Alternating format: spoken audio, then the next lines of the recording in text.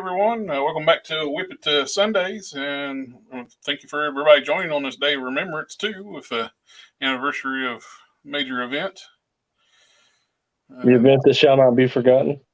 Yes, sir. And we're here like we are on most Sundays, talking customs, working on customs. And tonight I am joined with my good friend Don Sawyer. He did the great tailoring job on these Hulk pants. I love how this turned out. This thing looks so cool. I appreciate you again doing that for me. No problem, man. No problem. And I have a slew of things to work on tonight. My chaos that I will not even try to say it's organized chaos. It is just chaos on my table. I'm working on Pitt. I got Maestro stuff, Lord Pumpkin, Prime, Lobo, and I'm sure I'm leaving stuff off too. Oh, and I was doing a little bit of mock-up, see if I can use a Warpath body to try to fix Rage. See how that would work out, because they made Rage way too small. And it's going to take some modifications, but I think I can do it. But if I can live with those small lower legs, so those are kind of tiny. They're even tiny on the Hyperion mold. What you working on, my friend? I'm still working on that assassin that I've been working on for what it feels like 6 months now. I am all the way down to the jacket, and I'm working on the lapels of the jacket. Then I have to do the hood, and then I can ship it. Yep. I understand. I can move on to a purple suit. Yes, sir. I need to get that fixed up, ready to mail out to you. When he says purple suit, he's going to take I got one of those skinny body Professor Xavier's, like the Tri-Sentinel Wave body. Yeah, that's right. I'm going to make a custom tailored suit for Lord Pumpkin. I think that'd be awesome. And a latecomer, Hulk Smash Customs. Hey, everyone. Good morning. And happy belated birthday again. Thank you, sir. And in the chat, we got Darth, we got Rolando, we got Sam. Welcome, guys. Thank you for joining. Yep. What's happening, boys? And not much. Trying to figure out what kind of chaos I want to get into tonight, or try to sort through my chaos anyway. With all the pictures you're sending me, you got a ton of shit on your plate, man. First things first, I need to clean up some brushes. Hey, that's a learning process for some people who are getting into customizing as well. So, yep, it's all content. Yes, sir. And got to finish this sucker up. There he is. And go ahead and do big screen on that one. On camera, come back. I got the Smart Hulk with the Wolf's head that painted up a while back. I painted that head up just to build this. I was basically waiting on Don made the pants for me, and I was waiting on the body. I had it sitting on mocked up on my official 80th anniversary body, but I wanted to modify the ankles, paint the ankles. I didn't want to do that to the official one, so I got me a KO. That way I can grind down the ankles, paint them up black, and match the shoes, make it look like he's wearing boots. That looks great, man. Turned out pretty good. This is my Avengers display Hulk. Sweet. How close are you on that shelf? You what now? How close are you on that shelf? Oh, how close am I on that shelf? Never. As soon as I set that on the shelf, I was like, man, I need to reorganize this whole Avengers section. It's always changing, man. Yeah, I was sitting there like, I don't like this now. It's gotten too like chaotic where I keep making customs by new figures sticking on there. Yeah. So I got to take care of that. Yeah, I saw that you liked my post in that group, the customizer group. Yeah, it's like what could justify as a custom? Is it, Yeah, what exactly is it? And I think that's where posts go to die, is in that group. I haven't gotten any good conversation which one was it? out of Yeah. that post. So I was wondering if I could talk to you guys about that. Yeah. I kept getting this one guy kept sending me pictures of this Scarlet Spider when I was making the Scarlet Spider. And he Uh-huh. was telling me how he sourced everything, He didn't actually make anything for it, Yeah. but he kept promoting it like it was his custom. Yeah. Well, that's why I called this more like a project. The only custom work I did was the head, the belt, and the shoes and the ankles. Purchased the shirt. You made me the pants. No, the one guy on that thing said effort. How much effort you put into it determines how much of Mm-hmm. how much I guess how much of a custom or your custom it is. I guess And then because he prefaced it with if you use some sculpting and if you use the paint and you go in there and you really get after it, and you make the clothes and all that stuff, then you have a lot of effort into it, and you've made the custom then, right? right. But if you're out there sourcing all this stuff, if you're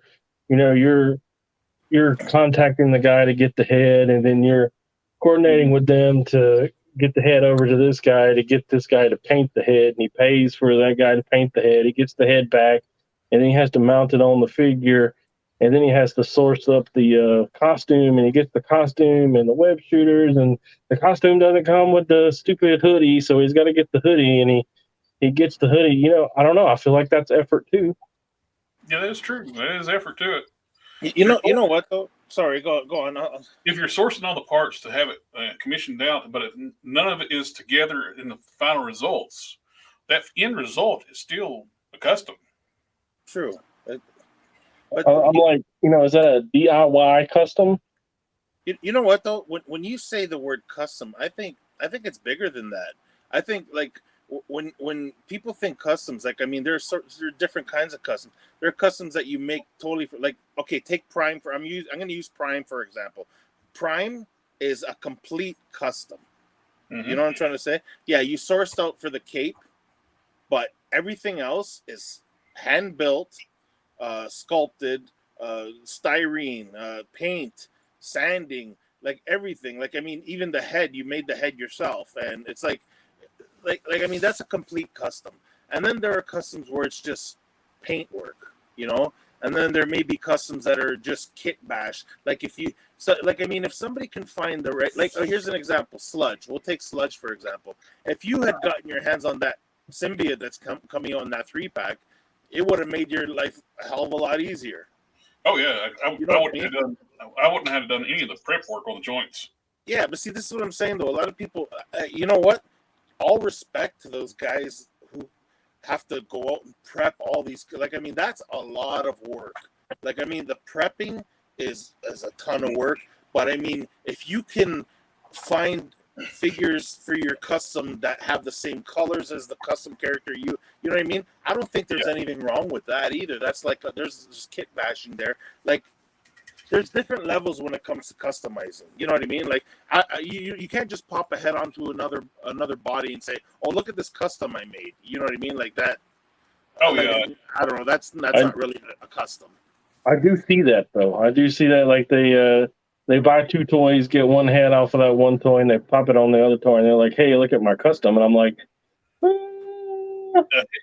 head swaps. I will have to say that's not a custom. No, look at the lanterns. We were talking about my lanterns last week. A lot of them, I just grabbed the head off of a random another thing. And then again, you know what though? I did paint some of the heads too, so that's minor work. But yeah, to build the lantern army, I was just basically popping heads onto the lantern bodies. Yeah, I made some from scratch, completely, from wrestling figures or from Marvel figures. But yeah, there's so many different things when it comes to customizing. I don't think it's that simple as to say Yeah. a custom is just something that you have to completely build from scratch. I don't think that's true. Yeah, I agree. Kristen, here in Santiago, Chile, it's so difficult and expensive to buy parts, heads, arms. I understand. It's getting to be an expensive hobby altogether. Everywhere. It is. It's always like building cars. Yeah. You might as well start putting together some hot rods. Yeah, it feels that way sometimes, man. I mean, that Oh, yeah. 5-pack of all repaints, for that Spider-Man, that's $120. Yeah. Come on. That one was an easy pass for me. I needed like 4 of those, so I already have a Silvermane, the almost exact copy of that Silvermane in my collection I made like 6 years ago or something. Yeah. I got like 3 of that Silvermane head, but I don't have any of that Ultron body. It's the ultimate Beetle body. Just with Yeah. They did give Silvermane. I will give them points for Silvermane has new arms. They're pinless arms. I never, I had the one Ultimate Beetle, so I never made a silver. I was actually thinking of doing something different because everybody was doing that Ultron body or that the Beetle body, which is the same thing, right? Mm-hmm. I was thinking about doing something different, like an Iron Man body, or you know what I mean, like just. Oh yeah. But, yeah, to get away from looking like what's the point of customizing if it's going to look like what everybody else is cooking up, Yeah, that is true. Because it's one of those things you want to do. Oh, Old Man Legend, someone's audio is crackling rough. I think it's my fan. Yeah. How's that? Say something a little longer. Oh, okay, yeah. It only does it when you talk. It crackles and pops. For some reason. Really? How about now? It's still doing it. Is it really? Yeah. Oh, that's better. The fan's not even pointed this way. I don't know. That's weird. Maybe I'll stop. Gobi said he's going to be late. His little one's been sick, so he's putting him to bed. So he'll say he'll pop on later on. I'm going to pop off my camera. Yeah.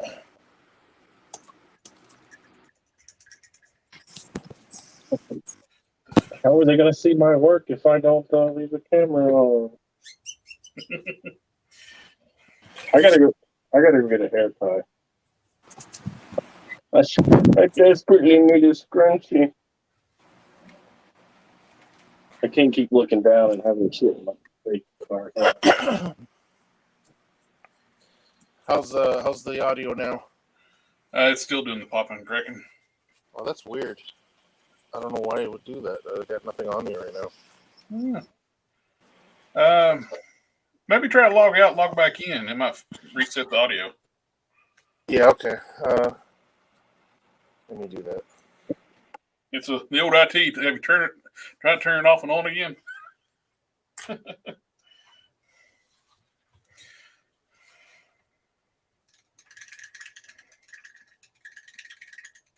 Oh, we can.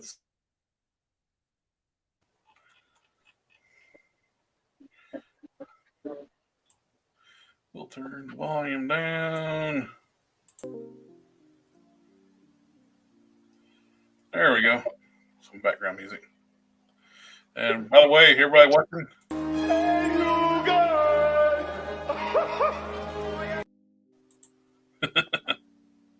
All right, sorry, I'm back. That's all right. The Hulk Smash he's doing a reboot. See if. Welcome back. How's it now? Perfect. It's gone. Okay, so that's probably what it was. It's the old IT. Turn it off and on again. Yeah. Technical tap. Hit that. So once my brush is clean, I'm gonna start doing the vein work on Prime's arms. I did the dry brushing, got the skin tones right, color I want. So now I'm gonna do all the highlights, the veins. Oh, Did I tell you I got a juggernaut that I got to start working on? Oh, Nice. A friend of mine. is that one of those Maven collectibles? This is he sculpted the things. He also sculpted this right here to make it taller, you know. But that friend of mine, the guy that did does pretty much all of my paint work. The guy that did the Scarlet Spider paint work. Let's see if I got this. He also painted this. Oh, that's nice. And he painted all the Peter Parker heads. That's one of those Maven collectibles, Titans, right? No. I didn't get any of those. They are well. I mean, I didn't fucking get this one either. But I didn't get any of those because their QC was foobar. Oh, really? This is the. Yeah, I saw so many people. I saw this one guy get so frustrated that he just threw it in the trash can while he was reviewing it. Are you serious? Yeah. Wow. What figure is that? This is, believe it or not, a Mafex Bluto. Really? Oh, wow. Damn. He built like a brick outhouse, you know what I'm saying? Hell yeah. But yeah, he sculpted these the bands for his arms. He also did it for the hands and the head. He don't like the head, so he's still working on the head. He said I still got some time, and I'm like, well, that's great because this assassin is kicking my ass. Now I want to know what how tall that is compared to like a Legends. What legend you got in mind? The new Vulcan? Sure, yeah, something regular. Now remember, he don't have his feet. No feet, no head. But that's pretty good size. But that's, you have to understand. He also sculpted a little bit on the bottom down there to make him taller. Yeah. But when he's all feeted up and stuff, he's about the size of the regular Juggy. Well, Brian's that's what we're working on. I'm getting ready to work on doing the vein work on Prime, and Don's working on the Assassin's Creed Assassin, which is 15,000 layers of clothing. Yeah, it's got like the undershirt, the scarf, the vest, the straps, the scabbard holders, the jacket, the inners of the jacket, and the lapels of the jacket, and it's got the hood up on top. That's a separate layer, and it's holy crap! It is absolutely the most complicated build I've ever done. No ifs, ands, or buts. Quick tip too: if anybody messes with Winsor Newton, I just cleaned all those brushes.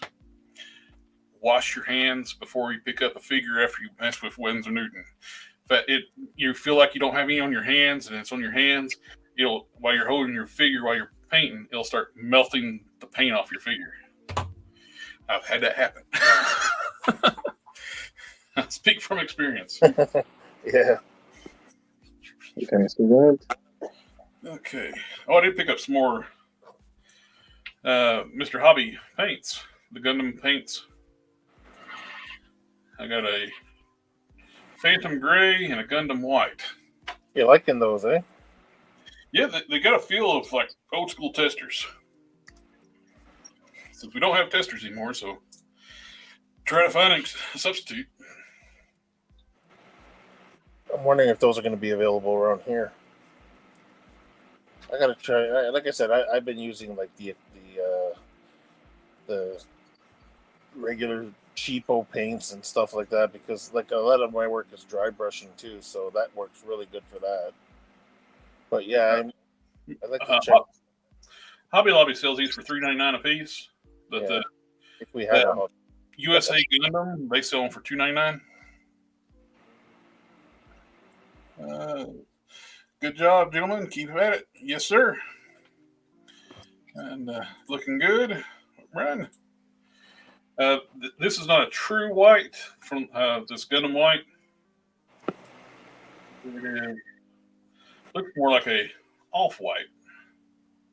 Maybe like an eggshell type thing? It almost got like a pale gray almost. Oh, wow. It might work good for mixing up some Lobo skin tone. I think I'm gonna do that here.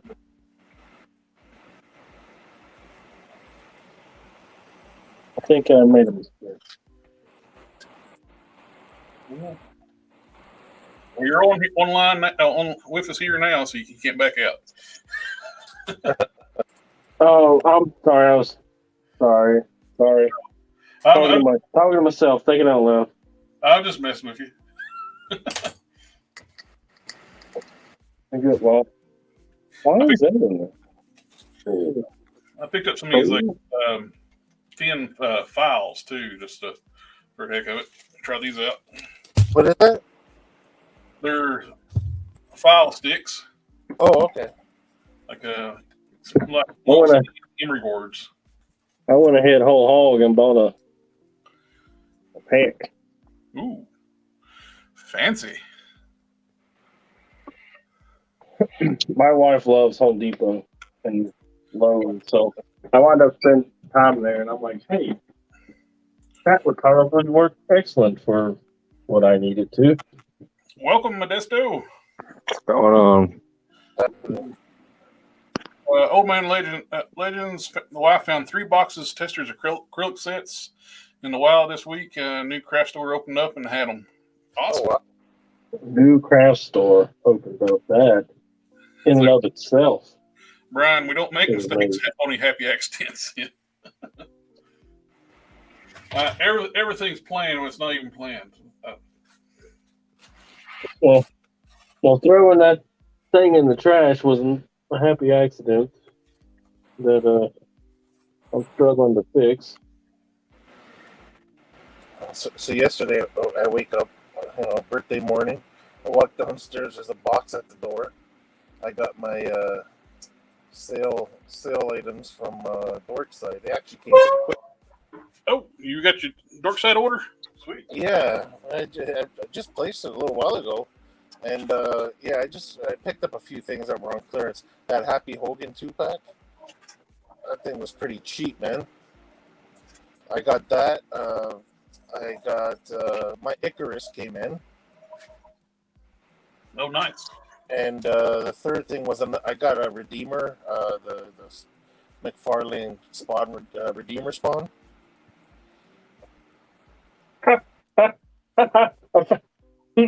Sorry. Found it. You found what you dropped? Yeah, finally. I have not received anything from Dorkside Toys. It is 80% my fault for not reading their rules and pre-ordering stuff together with stuff that's in stock. So everything is waiting on the pre-orders. So that's my fault. But I messaged them and I was like, hey, do y'all have like a price guarantee or anything? Because I pre-ordered the Stealth Spider-Man Future Foundation, and I pre-ordered that Rhino, and I haven't received either one, and you're selling that stuff on the cheap. Yeah, really. Apparently. And they did. They refunded the difference on them. Well, that's great. Yeah. Look, if you don't ask, it's always no, and I know that, but yeah, so even if they had told me no, at least you shoot your shot. Well, that's like the caster that made the Lord Pumpkinhead ones. Like last week I was talking about mentioning it being soft, and I messaged him during the stream. He replied back to me. It's like, yeah, I can send you a new one out. Well, and I bought a Nightfall Batman from Brian, and I have to pay for the shipping, and I can never get together my phone and my wallet and remember to put my credit card information on there to put that shipping. It's been like a month. Check the comment before that, Jared. That sounds interesting. Just check the boxes, and they had new labels, and it has Rust-Oleum. Testers is Rust-Oleum still pumping out some testers acrylics. Is it the small bottles like kits, or is it like the Model Masters paints?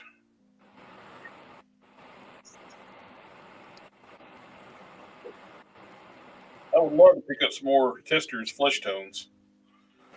Maybe they maybe they're gonna start doing that, but as Rust-Oleum.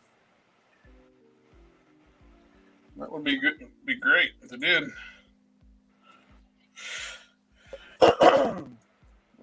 Hulk Smash, you're crackling again, buddy. Am I? Yeah.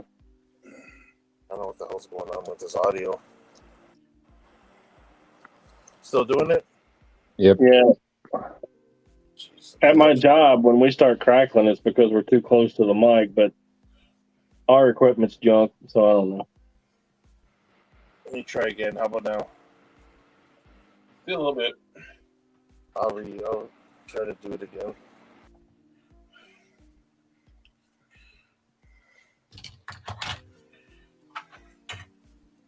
Is the Wolverine?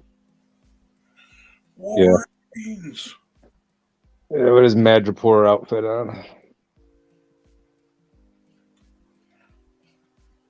So we were talking about what constitutes a custom, like if you outsource all the parts for it, is that still considered your custom, or is it like not? Even if I don't know, even if you outsource all the pieces and you put it all together and slap it together, I'd still consider your custom. Yeah.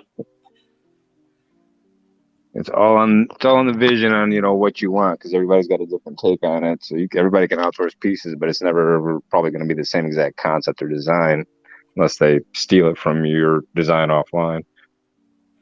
I had read that thought experiment is what got me thinking about it. The ship of Theseus. Yeah. Is that really his ship? Good question. They had that in the concept within the WandaVision.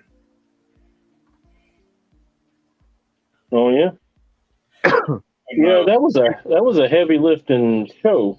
When Vision was fighting the Wanda's version of the Vision that she created with her magic, was fighting the real body of the Vision, which was all his memories were wiped. Oh, the colored one and the white one when they were fighting. Yep. So the red and green one was start to mention that which is the ship and which is not. If you take all the parts and put together, that you take off the original ship, put back together, which one is the real ship? The answer is they both are.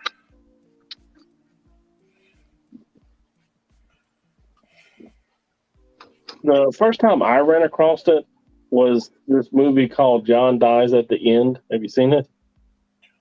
The end. It sounds familiar. I can't remember if I watched it or not. At the very start of it, the very first thing you see is he's out there with a little hatchet and wood, right? Yeah. And then this guy comes up and he winds up and he kills him with the hatchet. And then, he cleans up everything. And then a little bit later, he has to kill this alien looking thing and it winds up chipping the axe head. So he goes to the hardware store and he gets a new axe head for it. And then he's chopping, doing something else, and he gets attacked again. He winds up breaking the handle, and he goes down there and he replaces the handle, and he's out there chopping on the wood again. And then the guy that he kills at the very first comes back in like a Frankenstein monster kind of thing, and he points and he says, "That's the axe that killed me." But is it though? True. Mm-hmm. That was the first time I ran across it in that movie, and I thought, this is like the first 5 minutes of the movie.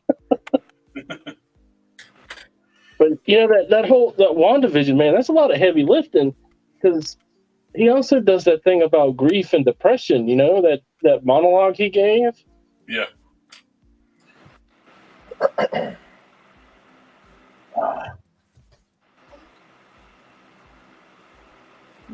That's two big thought-provoking moments for one show.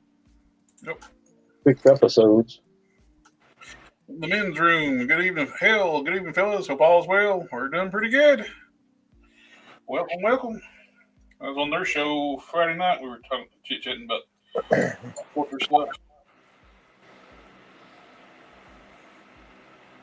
Keon,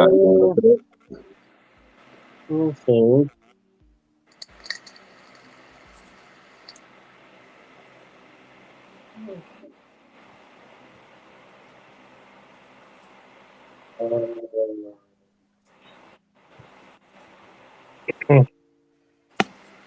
So did you see the trailer they dropped for the Secret Invasion? Yeah, that looks interesting. Doesn't it? Holy shit. where was that on? Oh, I found it on YouTube. I got to watch a lot of YouTube at work today. But This weekend was D3 for Disney, for like they're showing all the upcoming stuff. And they showed us the Secret Invasion, like showed like the team for Thunderbolts. And what was the other Marvel trailer? I recognized everybody in that lineup except for the female with the long hair and the glasses all the way at the end. Who's that? Kate Bishop. Kate Bishop. Okay. From Hawkeye. Yeah. Oh, he's Yeah, I think that was her. wearing blue? Yeah. Well, because her and Yelena had that little chemistry going on the Hawkeye Disney Plus show. So Man, it's gonna be rabble, her. rabble, rabble. Hawkeye belongs in purple. Rabble, rabble, rabble. Is she going to be Hawkeye in... Or it's I didn't watch the Hawkeye series. Did she take over the moniker Hawkeye? He gave it to her. Okay. He sure did. She went and ate Christmas dinner with him, and he was like, "Why don't you just call yourself Hawkeye?"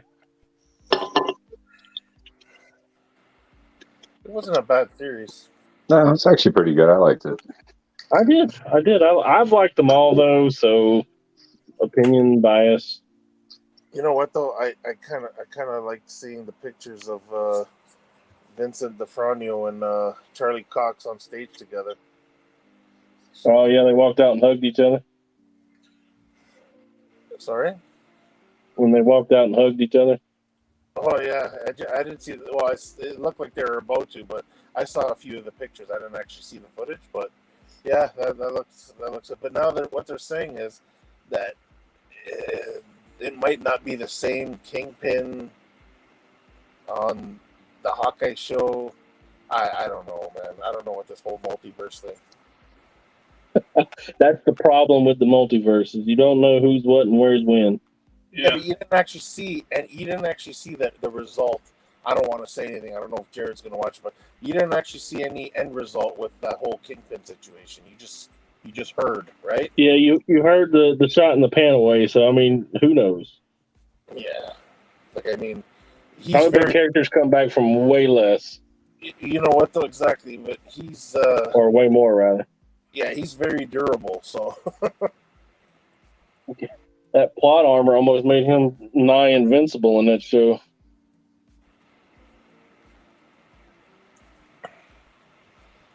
I'd have been long dead if all that crap had happened to me. Well, most people. Well, in the Black Widow movie, when she Flachenko's off that building, she would have been dead if it's a real person. You know, I keep forgetting to send you this thing, Jared. It shows Vincent. I guess it's somebody mocked it up though.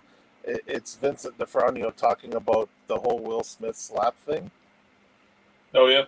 And he's like, "Oh, that's not right. You don't do stuff like that or whatever." He goes, "That's not professional." And then all of a sudden, somebody goes, "What if it was Vanessa?" He goes, "That's a different story." Yeah, I saw that. That was cute. That's a different story. You know what? He's one of those characters now. It'd be kind of hard to cast another character for Kingpin because, man, his performance in the Deadpool, the Netflix Daredevil. And I'm telling you, it's very synonymous, iconic. Yeah. Yeah, and John Bernthal. A lot of people say, "Oh, anybody can play Punisher," but John Bernthal, man, he was amazing. I thought Ray Stevenson did really well as Punisher in Warzone. I'll be honest with you. I think they all did well. I think Thomas Jane did well. The only problem with Thomas Jane was the writing. Yeah, they went overboard killing his family. They killed every generation of the Castle family. Yeah. It's like, oh, did you guys end up watching Dirty Laundry? Oh, that was great. I watched it a long time ago. Did you guys see that? No, I haven't seen it yet. I know you mentioned it last time. I keep forgetting to watch it. Just go on YouTube and put down Punisher Dirty Laundry. And remember, this is Thomas Jane. This is Thomas Jane writing and doing. He did the whole thing, and he wanted to thank the Punisher fans who still who kind of supported him. And he was, this is my little gift to you guys. Watch that and tell me you wouldn't let this guy be in charge of his own Punisher movie if he wanted to be. Well, now they do the multiverse. They can actually bring all these different ones in. True. Yeah. I still wonder who the Avengers are. That is a good point. We got 2 Avengers movies coming up, and I got no idea who's going to be there for it. When the first Avengers movie, when they said, "Hey, there's going to be an Avengers movie," I was like, "Oh, Iron Man, Thor, Captain America, Black Widow, Hawkeye, most likely, probably the Hulk too." I'll probably throw Riri in there, probably, since she's getting her own damn series. Well, the only ones that are most likely going to return from like a lot of those original movies are Rhodey, War Machine. Wanda can't return because she's like either dead or in. I don't know what the hell she did to herself. Talking about Kingpin earlier, Brian said that is the Kingpin. Yeah, he was good. Yeah, he was very good. But I don't know if they're gonna bring Hulk back. I don't think the way they're doing the She-Hulk show, where it's all slapstick comedy type supposed to show. I don't think they could really put her as an Avenger without like redoing a lot of her character. Well, see, that's man. Look, I don't like it when other people outside of the Iron Man comic book writes Iron Man, because they always make him this tongue dragging across the floor playboy guy. Anytime you put boobs in front of him, he turns into this sippering idiot. Yeah. And when he's in the Avengers books, that's what he's like. And when he guest stars in the X-Men books, that's what he's like. That's what they characterize him as. So, if they put She-Hulk in another movie, she will lose some of what makes her from her show, just like they do in all the books. I guarantee it. Yeah. She won't. She's not center stage, so she's not her. You know what I mean? Iron Man's not center stage in that book. It's not about him. So, Brian, did somebody say boobs? Yeah, you put a pair of boobs in front of him, and he ain't in his own book. Yeah, they play up the horn dog thing a little bit too much. Yeah. I want to say you get used to it, but you don't. It annoys me every time. Whereas the Iron Man 1 at the beginning of the movie, he was kind of like that, though. Yeah, he's still doing the personal growth thing in Iron Man 1. Yeah, and then Iron Man 2, they did the whole what was the storyline? Ghost in the Bottle? Devil in the Bottle, I think. Devil in the Bottle. They kind of covered that in part 1 and 2. Well, instead of being an alcoholic type thing, they just made it where he was dying from the palladium poisoning. Well, they kind of made him an alcoholic, during that party. Like it's almost you know what I mean? It's like it was only a one-time thing, but yeah, Disney wasn't about to let him go down that rabbit hole. No, was not gonna happen. That's gonna be that's gonna be too much of a story, though. Like, I mean, I guess that's why they did it that way. Just let him have have that one moment and then he realizes he made a mistake. I don't know. Yeah, but 2 was the worst. Did you like part 3? I did. 3 is actually my favorite because it is the most true Iron Man. Because Iron Man's not the armor. Iron Man is Tony Stark, AKA the mechanic, whatever, as they portrayed him as in that movie. That's actually Iron Man. The ingenuity, the whatever it takes, make it work. The armor is a byproduct of him as that. And, you take away the armor, he's still a hero. True. And that's what people don't realize. Like, I mean, yeah, part 1 and part 2 was very exciting to watch because of the action and all that. But you know what it is about part 3? People are like, well, he was barely Iron Man. But it wasn't about Iron Man. It was about Tony Stark. It was about this guy that did some horrible, nasty stuff, got PTSD from it, was struggling to live his life, but still brought it all back around and did the right thing and, saved the day, quote unquote, saved the day at the end of the day. He persevered through his trauma and everything that has happened to him. And some of that stuff's hard to rectify. Some of that stuff's hard to get around. Speaking from a little bit of experience, I was proud to see him suffering because you don't get to go to hard combat like he has and just everything's unicorns and rainbows. You incur damage and you incur suffering and you don't. It changes a man. Well, plus too, he was straight up civilian, really, without straight up into the. Yeah, he freaked out several times, and that's. Yep. I'm telling you, it was a part of my life for so long. Every time anything would go sideways, the dude in the Humvee next to me would freak out.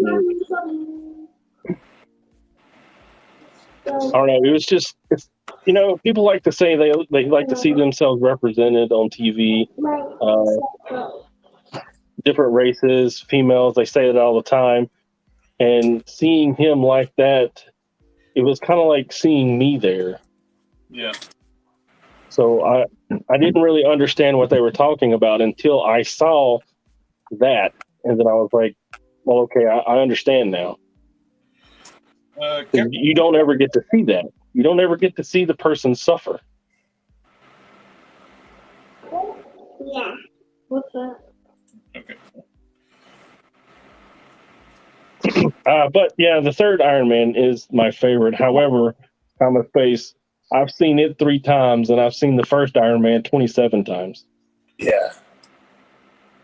The first one is just. You know what? The first one really, man, it really shows you. It makes you feel like you're there as he's becoming Iron Man. Like where that first flight he took, where you could just see the expression on his face, where he's just like, "Oh my God, I'm actually doing this right now," and it's like, yeah, it was really good,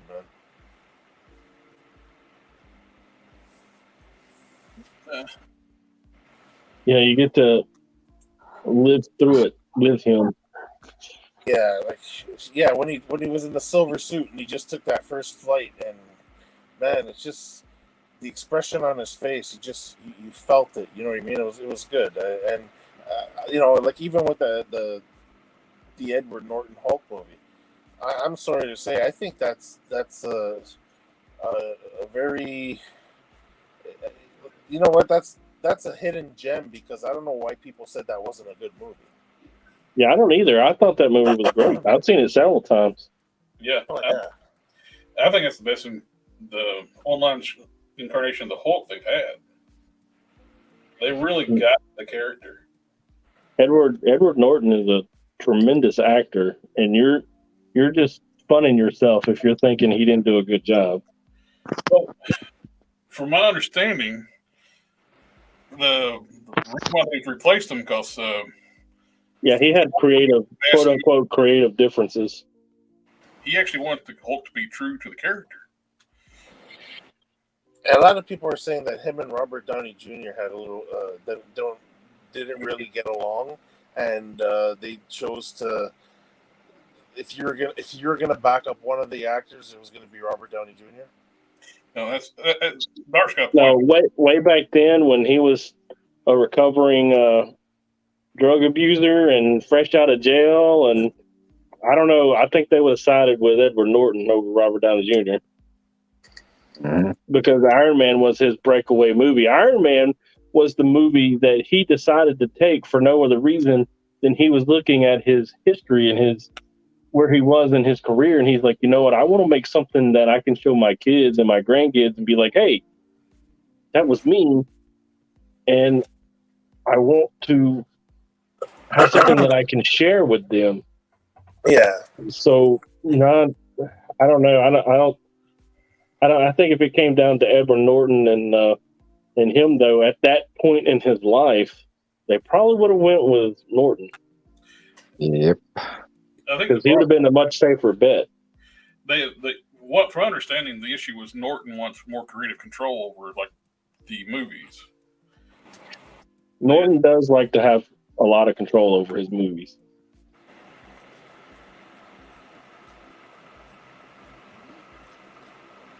People want to talk about like the first Hulk movie not doing very well, the Norton movie. Well, at least like in the town I was living in at the time, the local theater only had one IMAX theater, like the high definition theater. The horse they decided at the back was M. Night Shyamalan's The Happening, and they put the Hulk in one of the smallest theaters they had in that movie theater. Yeah, it's. They did not get a push because there was no such thing as an MCU, so they didn't give the movie a push. So, local theaters they were thinking it's going to be like kind of like what happened with the 2003 Ang Lee Hulk movie. Yeah. Dark's got a point to the first. Stark was a narcissist in the MCU right at the beginning. Was captured and held in a cave. It changed him. Yep. Yeah, the first movie doesn't really hit you until you watch the third movie. Then it came together. Yep. Yeah, the third movie is where everything that had happened to him up until that point all came to a head. Yeah, Terrence Howard helped Robert Downey get that role. Yep. I heard that. Sam's heading out early tonight. Get it? Have a good one, Sam. Thanks for coming back. RDJ was in the gutter until then. Yeah, he was on a low. Yeah, he was not doing good. I remember when they cast him in the role, I was like, man, that sucks so bad. Comma space, however, if you're going to go for someone that can understand what it's like to be an alcoholic and addicted to substance, yeah, probably a good choice. But I really don't think that they were looking at Robert Downey Jr. thinking, demon in a bottle. Yeah, I think there was like he'll do the movie that for that cheap. Yeah, that's what they were thinking. Like $500,000 is all he made off of that. Yeah, Terrence Howard actually made more money on the first movie than Robert Downey. Then he got that's one of the reasons why Terrence Howard left too, because the next movie they were going to pay Robert more than him, and he wasn't happy. Money.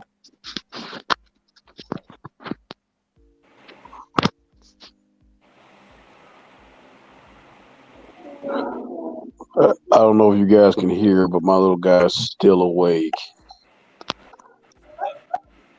But I did want to at least get on here for a little bit and say what's up. Sound like you're ready to pass out. Oh, no, I done caught whatever sinus junk he had. And Tom Claro didn't have an actor until Tony Stark until Terrence Howard mentioned RDJ. Feige wanted Robert Downey Jr. for the role of Tony Stark. Okay. Yeah, Brian's like, he lived the role. Yeah, he did. He definitely did, man. That mug is Tony Stark. Yeah, he is. There is no So other. much so that they mirrored that junk in the comic books. They started following the movies with it. I But, mean, so he looks popular. like the character. You know I what I mean, mean? at this point in time, he's synonymous with him. That there's no getting away from it. That's like Chris Evans and Captain America, man. It's a done deal. Yeah, and you know what though? Think about all the people who were like, what the hell? Who the hell did they cast? You know what I mean? Like, a lot of people didn't have any faith in Evans there, but man, you know what? You can't think of anybody else. Well, Nah. all these people are talking about being iconic. We were thinking about couldn't really think of anybody else playing Captain America besides Chris Evans, Steve Rogers, Captain America, and same way with like Tony Stark, RDJ. When we think of Bruce Banner, I don't think of Mark Ruffalo. Not at all, man. Mark Ruffalo don't Edward put that. Norton looks the part better. You know what though, guys? I'm gonna have to disagree to a point because the only person who can verify this is my wife, and I'm talking Avengers Part 1. Okay, when I saw the movie 13 going on 30 years ago, the way he was acting in that movie, Mark Ruffalo, I said for some reason he reminds me, and my wife is the only one who could verify this. I said for some reason this guy, because this is the first time I ever saw Mark Ruffalo. I said for some reason this guy, I see him being able to play a Bruce Banner. And my wife goes, "What?" And I was like, "Yeah, I don't know why. I see Bruce Banner in this guy." And the way he was in Part 1, especially think about the scene where he was holding the scepter. He actually, remember what we said though, a lot of people don't understand that the Hulk is, Bruce Banner he's being punished in his own head. By, you know what I mean? Like, Yeah. and that scene with the scepter when he was explaining to them that he tried putting a bullet in his head and the other guy spit it out and all that. You know what? That captured to me that bit of the Hulk lore. You know what I mean? Like Bruce Banner and all that. But as time went on, Part 2, he sort of still had it, and then you can start seeing it was going more of a towards a comical role. And then they started using the character as comedy relief. And I'm sorry to say, the Hulk. You remember when and somebody else did. I saw something on the internet. It said, "You guys remember when just the thought of Bruce Banner turning into the Hulk was enough to have everybody basically soiling themselves." You know what I mean? Like take Captain America. You remember when RDJ there was messing around with him, poking him with that thing or whatever, and he goes, "What are you, crazy?" You know what I mean? Like, because just the thought of him turning into the Hulk was enough to make people freak out. You know what I mean? It's like, and now it's almost like they're making it look like it's just a joke. Yeah, they're constantly making fun of the Hulk anymore. Yeah, I don't get it. but like I said, I'm not. I don't really. They're no longer like powerhouse characters in the jokes. The Thor's a joke now. Yeah, like I don't. Like I'm sorry. I don't blame Ruffalo to a point. I know he kind of embraced.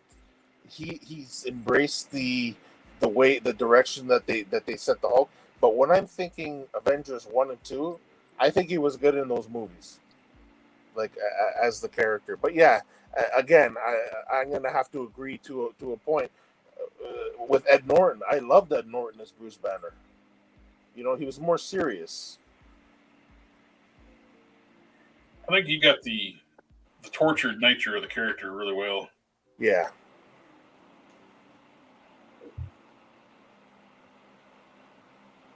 And they're saying that once that whole thing went down with Ed Norton, Robert Downey Jr. handpicked Mark Ruffalo himself.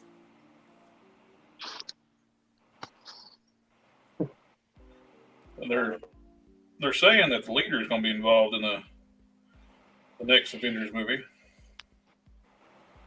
Are they using that same guy from the? I heard. Wait. I heard that the leader was going to be in the. When they said it, they were talking about the movie, and when they said it, I was like, "Why is he in that movie?"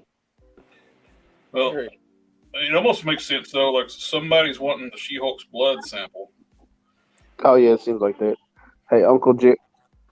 Uncle Jared, Yeah. the little guy wanted to say hey to you. Hi, little buddy. What are you doing? Nothing. You said your Uncle Jared's working on something that's so pretty. He's working on Prime. Can you say Prime? It's prime time. Say Ultra Force.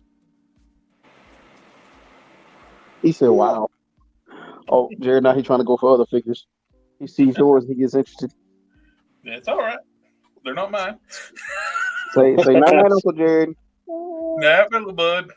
Say you are. You hear that, guys? He said you are awesome. Thank you. You're awesome too, little bud. All right, I'm gonna kick the camera. He wanted to jump on and say hey, so. Oh, I recognize that the leader is the villain in the Captain America movie. Yeah, I don't know how that's gonna work though. Like Captain America versus what is he fighting? AIM? Well, it could be like the leader's one. It could be really be the one behind the super soldier serum, like trying to get it again. Because that's in the MCU, where the Hulk was created with trying to reproduce the super soldier serum. Why is the Hulk going back to Scar? That could be his son. You think it's his son? Yeah, that's what I've been hearing. Who is he getting busy with if it wasn't the Valkyrie? It's gotta be. You know what I was saying is that for that 2.5 years that he was the Hulk, he had full memory. Right. Yeah, he could have had Scar in. That might be why they came to get him. They might say like maybe his son tearing through Scar. Yeah. He actually had two sons. That's twins. Yeah.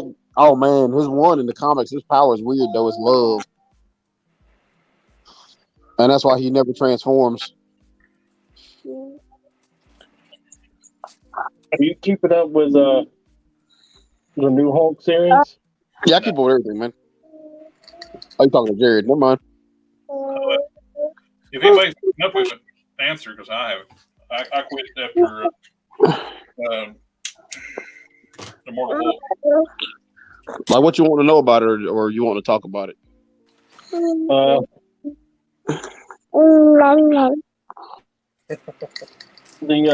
Hulk's Hulk, the Titan, I think is what it's called. You talking about the Titan or Claw?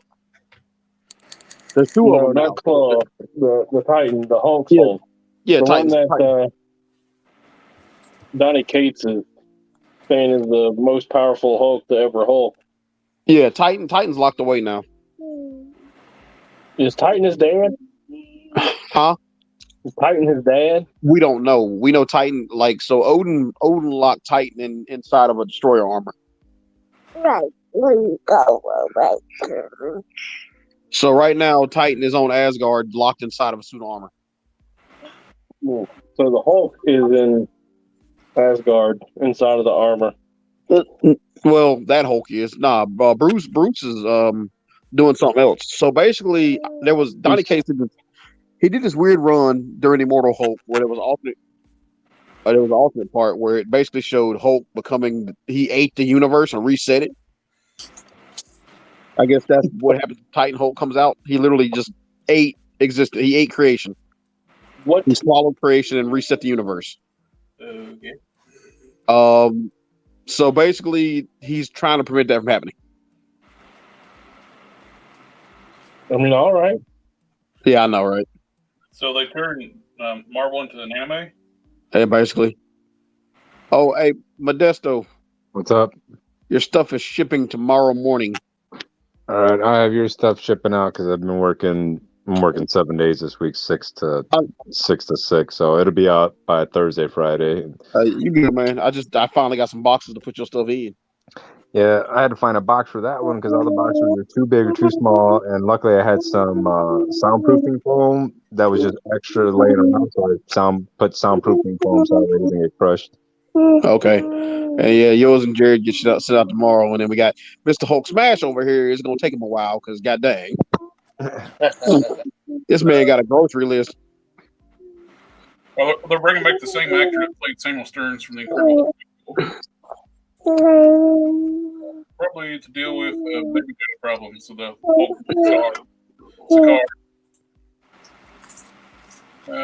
Adam Warlock in Guardians 3, that'd be cool. Yeah, I'm looking forward to that. I've always liked Adam Warlock, but I never really paid attention to him. You know what I mean? Yeah. Well, Adam Warlock's got split personality too thing, where he's what's his evil persona called? I forget. Magnus. Yeah, that's it, Magnus. Yeah. Just wondering what action figure you're working on. I'm working on a Ultraverse character called Prime, and Don is working on Arno from Assassin's Creed. Yeah. Well, hopefully by the next one, I'll have my stuff. I had to get a new table for this freaking diorama, and I finally got all the parts in. So I'll be working on that for the next foreseeable future. I got my other room cleaned out, so I'm gonna start pulling everything down this weekend and Oh yeah, you got to move stations, don't you? moving into that back room back there again. Is that Lobo head, Jared? Yep. That looks good. Getting close to the right shade of grayish white. Oh, okay. Hey man, I didn't realize those washes. Them colors that like that one says, basewood. Yeah. It's flesh tone. Yep. And then teak is like a freaking warm red skin tone, like a highlight for skin tones. Yep. Why they give them weird names? I don't know. Your sister's chiming in. I use for washes the shocker. Yeah. While I was filling We're still talking about paint. And we got the sister in the house. We got family. Family. Oh, and Dragon Eyes was mentioned. Magnus is a alternate persona. That sculpt looks like Morbius. Was it like the Lobo head?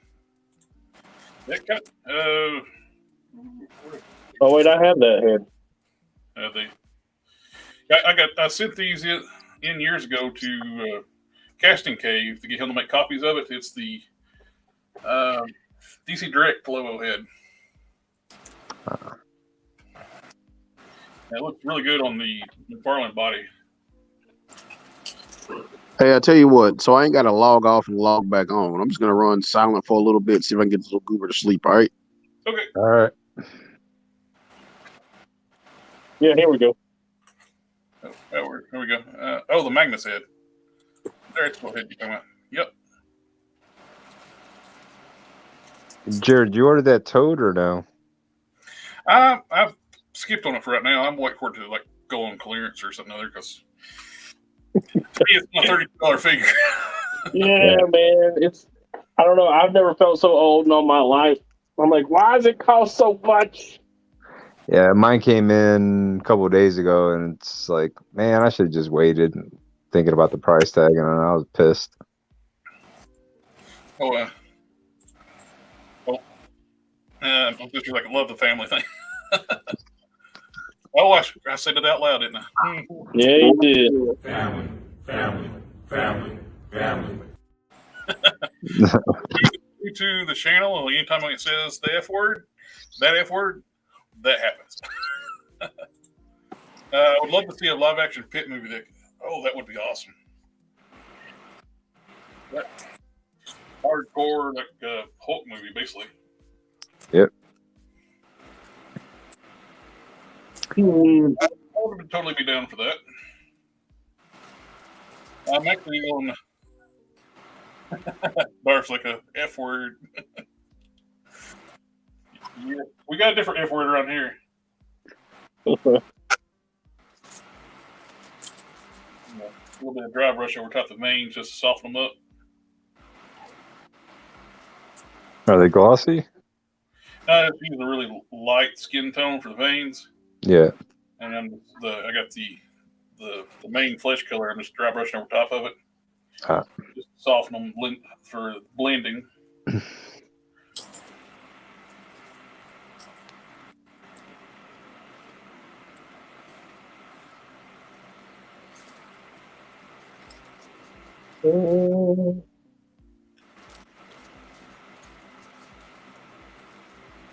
Some of these won't even see when they're done because the cape will be laying over top of it. But I will paint them anyway. The cape is removable. And I just put the figure in wet paint. Not on my figure though. I love wiring cloth. The best.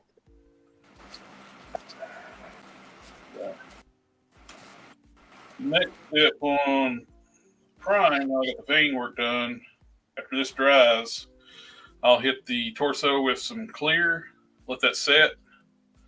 I'll mask off everything I've painted so far so I can hit the armor of gold. It's getting into the home stretch. I haven't even started on that cape. How far away, how long are you on needing that red and blue cape? Good ways for it. I got the first one you made me, and I was wanting to do a new one with a wire all the way around it, where the last one didn't have the wire on top. Mm-hmm. And I just want to do a full wired one if you don't care. So let me know how much I owe you on that one. Man, look at all that wire.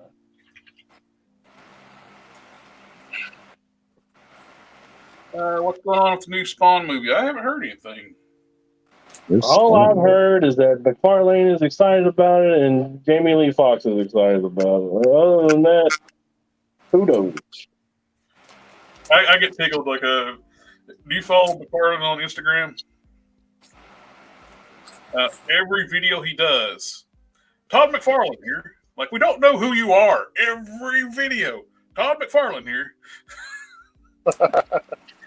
I mean, that's true and that's fair, but everybody's got like their sign on, right? Their catchphrase. I agree. It's just like it's Todd McFarlane here. It's like that catchphrase is like kind of we don't need it, Todd. We know who you are.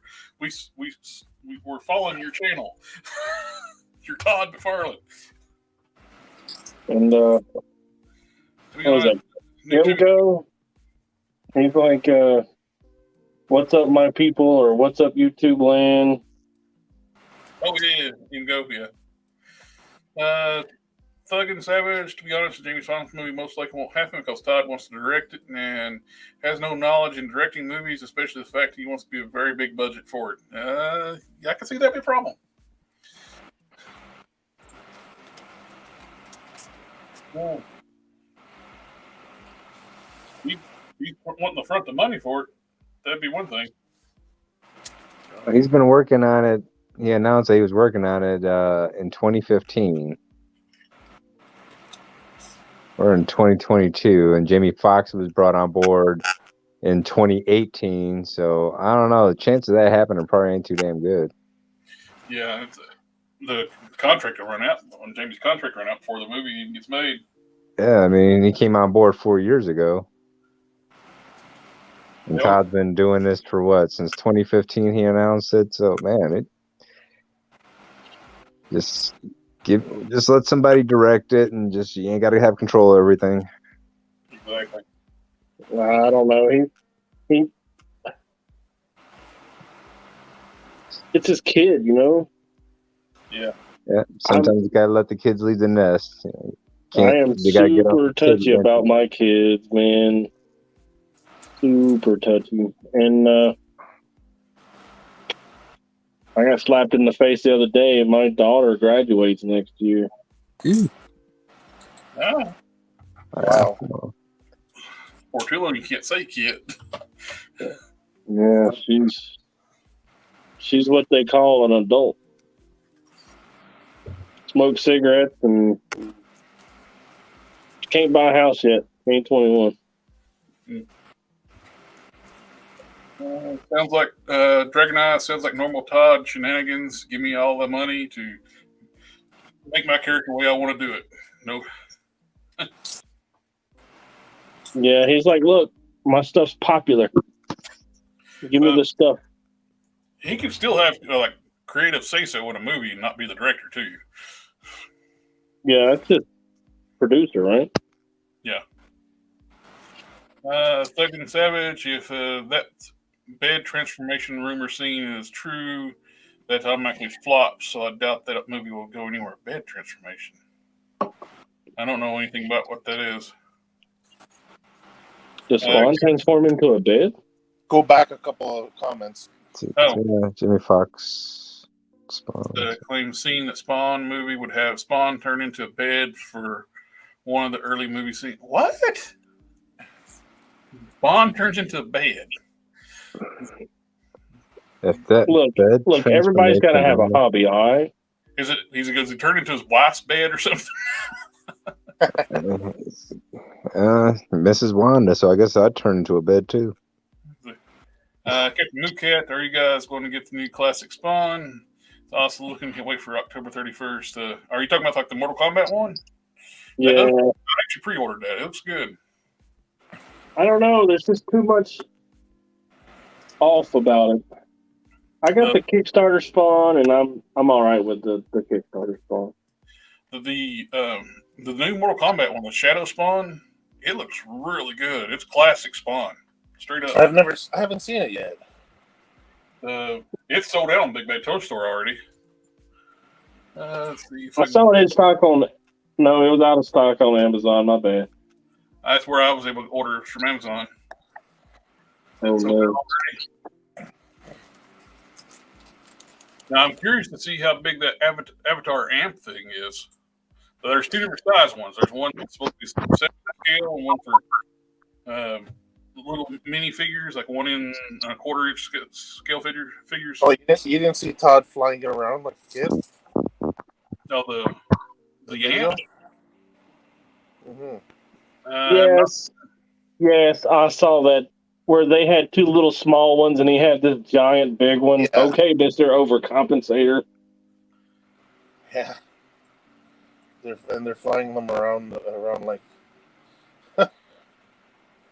They're AKA playing with them. I'm talking about not the creatures. I'm talking about the mech suit. Damn. Oh yeah, that mech suit. That's right. This is the new one I was talking about. That is the Shadow Spawn for the Mortal Kombat version. It's straight up classic comic book Spawn. Oh yeah. Well, I mean, the colors are. Does he really look? He doesn't have the red on the rib cage with the boot and the arm thing, does he? This is a classic comic book Spawn with the red. Modern Spawn doesn't have the red. Yeah. Modern comic Spawn. Yeah, but.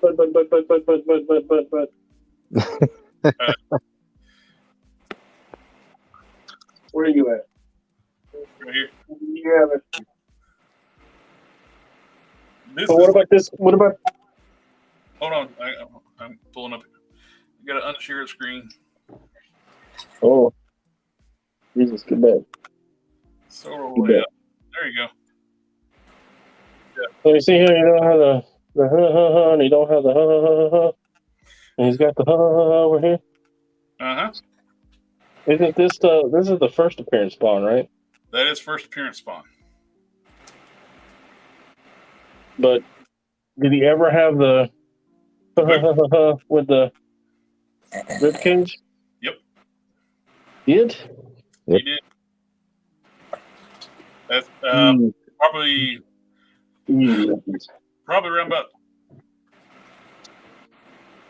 in 20-something issue, 20-something other, or the teens to 20-something other when he got the big boot.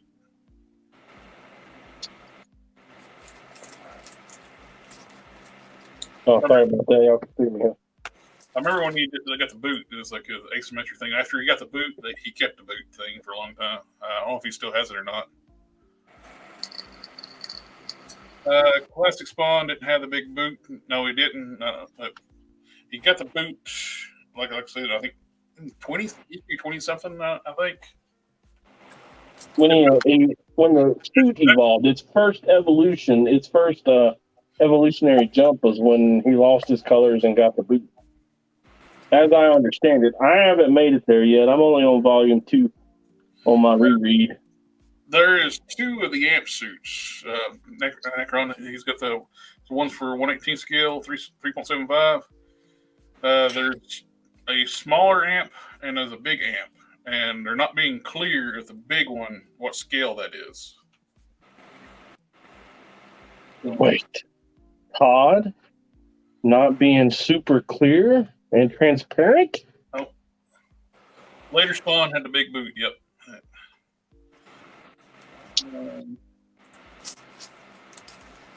Yep, the Gobi fell out. Yeah. Arm crew all ready to go for paint wise. Next step is Oh, we gotta put his scales tattoo on and the arm hair. nothing says loving like arm hair. Yeah. Put these to the side now. These are good to go. These need to be the torso needs to be sealed before I do the gold paint. Got that one. Get these out of the way so I don't get paint on stuff and have to redo it.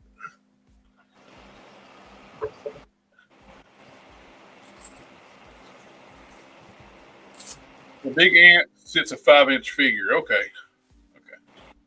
So now he's doing 5-inch figures? Wait, he makes 5-inch figures? He's calling everything 7-inch scale, which I was kind of worried with. Are the Navi 7-inch and everything's scaled around them? Or what? It's like I said, Todd's not clear. You think there'll be a male battering face Spawn? I did like the look of that new Spawn, though. The reason I didn't order it was because of the whole color boot thing. Oh yeah. And but I did like the smooth plastic, and I did like the face, the head. I don't really care for. The only thing I don't like about the Kickstarter Spawn is the texture on the costume. You know, the big boot will slide off. I really wish that it was just straight, flat plastic, but it's not my character, it's his, whatever he likes. Talker Art did a review recently. Which mon, like or what figure are you talking about? Review the ant? I didn't think those are out yet. Big ant, 5-inch figures. The bad guy from the first Avatar movie, his figure is in wave 1. Outline, it's only 5 inches tall. Yeah, it's a giant box and a little tiny figure. And I don't know. I guess the Navi were going to be like 8-inch tall figures, and like they're going to be a 5-inch scale humans.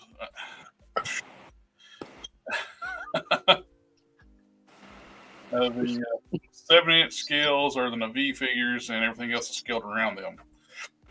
That's why the human in wave 1 is 5 inches tall. Not 6 inches yet. Well, he makes the 6-inch line, but they're not very articulated. Those 66 Batman figures have T-jointed hips. I was like, why? How did Talker Art get an amp? I didn't think that thing was out yet. Probably got an exclusive. I don't know about him getting exclusive. Yeah, I don't know about all that. I think he's been on a lot of people's crap list here recently. Ain't nothing like getting out there and saying some racist nonsense to get you on the bottom of the list. Yeah. Well, I don't even know who this guy is, so I don't think I've Did ever you? seen. I did go and watch that one dude's video about the tier list for content creators. Yeah. Because I had heard this one guy say that his opinion upon the creators, like their attitudes and their schedules and stuff, Yeah. that it all seemed pretty on point. And he did talk about a lot of people that I had no idea who they were. And he's sitting there talking about, oh, I've been doing this since I was a kid, and this guy, I've been watching this guy since I was a kid. And I was like, man, I am old. Yeah. Because I was watching that in my 30s. So he had people on that list too. He's like, I never even heard of too. He's like, I've been watching this. I've been in toy community for a long time. It's like channels never even heard of, smaller than this one, and this one was on the list. I went in, I even went in and looked at some stuff and watched some videos. You know who Spectre Creative is? Oh yeah, that's Scott Nyclick. Yeah, I went and I watched that the debate he had with with Retro Toy Review, I think is it. The Retro Blasted. Yeah, Retro Blasted, man, and he did not come out well. Which one? In that, yeah, he I don't know if he just wasn't very prepared for it or what was going on, but it did wind up pushing me into watching some of the Retro Blasted content, although he's just not my forte. To be fair, neither one of them are. Yeah, I watched the Spectre Retro Blasted too. Yeah, Michael didn't seem like he was really prepared for it, and one thing too, like some of the stuff Spectre was talking about was not. He was talking about opinions, and he kept calling them facts. And he was talking about knowledge when he was at Mattel, which the collector community has completely changed since he's been working mass retail, big box companies. And like the big companies don't care about adult collectors. Yes, they do now. Back when you were working for them, we were a small part of the community. Now, like, hell, they have divisions set up just for the adult collectors now. Yeah. When they kept saying, like, "Oh, that's fact," I kept wanting us to do this. You keep using the word. I don't think it means what you think it means. Yeah. It's like, is it though? Is it? It might have been the case point when you were working at Mattel 10 years ago, but it's changed. When I commented on one of his videos. Yeah, the Shadow of Spawn is still showing up available on Amazon right now. The Spectre Creative guy. Yeah. He had this one video about cloth goods, and why Hasbro always makes they all look a certain way, they all have the vinyl capes and stuff because when they're all on the shelf, they all have a certain look about them. Mm-hmm. And he's like, oh, you can go up there and spend $20 and get you a cape for the toys, and if that's something you want to do. And he was showing pictures of custom stuff, and he showed a picture of this figure specifically right here. Wow. And I got this from Harker. Yeah. And I was like, I sent him a message. I was like, hey man, maybe you should identify, these people's works. If you're going to show them and talk about them. Oh, he's bad for that. He'll. I said you should absolutely. How hard is it to superimpose a name over it? By Parker Customs. Credit the guy. Yeah, he will not give people credit for stuff. And he didn't even acknowledge my existence. Oh, he was bad too when he worked for Mattel. Anything that went wrong with a line or a wave or something like that, he'd blame it on the fans. And never was their miscalculating something or misunderstanding. It's always the fans' fault. It's like when they did the DC Universe Classics, they did the Lantern, like modern Green Lantern wave, which had Star Sapphire, Wonder Woman, and Atom as a Indigo and stuff like that. What people wanted was the leaders of the Lantern Corps, not temporary Wonder Woman, not that stuff. We wanted Larfleeze. We wanted atrocity. Ion and Yeah. We didn't want. Parallax. Yeah, we wanted the main leader. We wanted to not temporary lanterns. And the failure of that wave, he blamed it solely on the fans. See, we did what you wanted, and it failed. It didn't do good. Well, that's not what nobody. Yeah, he does present his opinions as facts. He does. Yeah. He's like, well, we tried to do what you said, and F off. And it's like when they were doing like the Matty Collector stuff to continue on like the DC Universe Classics after End It. And they did like the Doomsday, and they did the containment suit Doomsday. Nobody wanted the containment Doomsday, they wanted Doomsday fully unleashed. That containment suit Doomsday did look cool though. Yeah, but don't keep us from getting the real Doomsday, like the fully unleashed Doomsday, with both was real Doomsday, and he was way too big. Speaking of Harker, I need to ask him a question. The Doomsday, the Unleashed Doomsday, and the containment suit Doomsday. I'm not going to say they didn't look good, but they're way out of scale.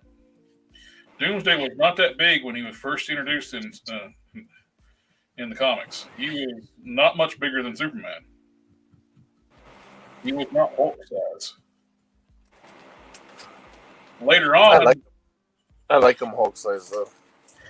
Well, it worked into the story too. Like with his powers evolving, he got bigger and stronger. Yeah.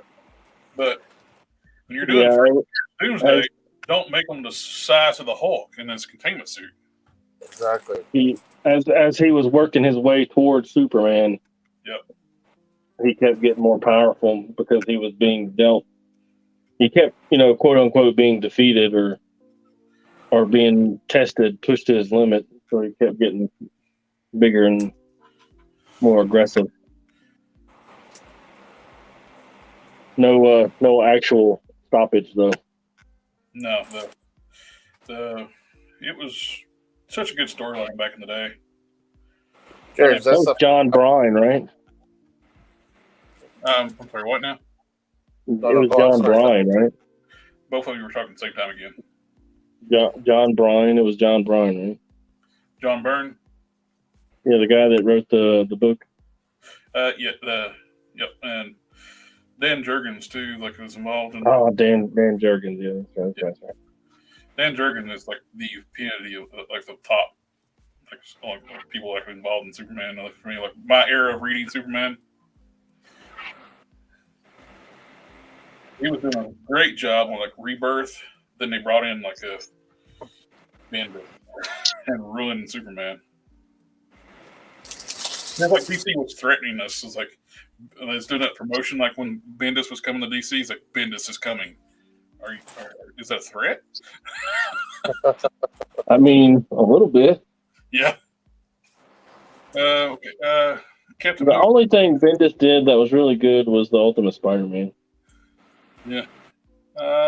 Thug Savage. I always wanted a giant action figure like Glenn Webb created with the Groot figure and placed it in bulletproof glass and maybe have Pitt or Marvel Phoenix on top of the characters action. What now? Action figure like Glenn Webb created with his Groot figure and place it in a bulletproof glass case, maybe a Pitt or Marvel Phoenix one on top of my character's action figure. Well, I get the Glenn Webb Groot because that thing was huge, but I don't know about the bulletproof glass and stuff. Yeah, I'm not quite following on that part.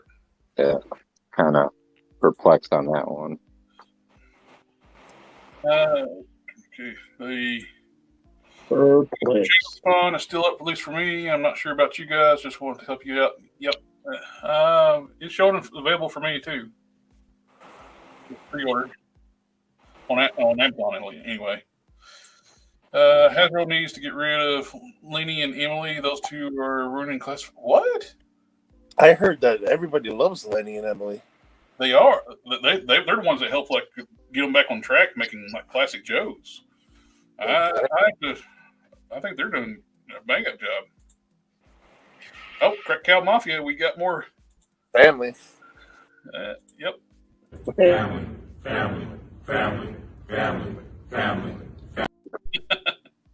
That's, let's see.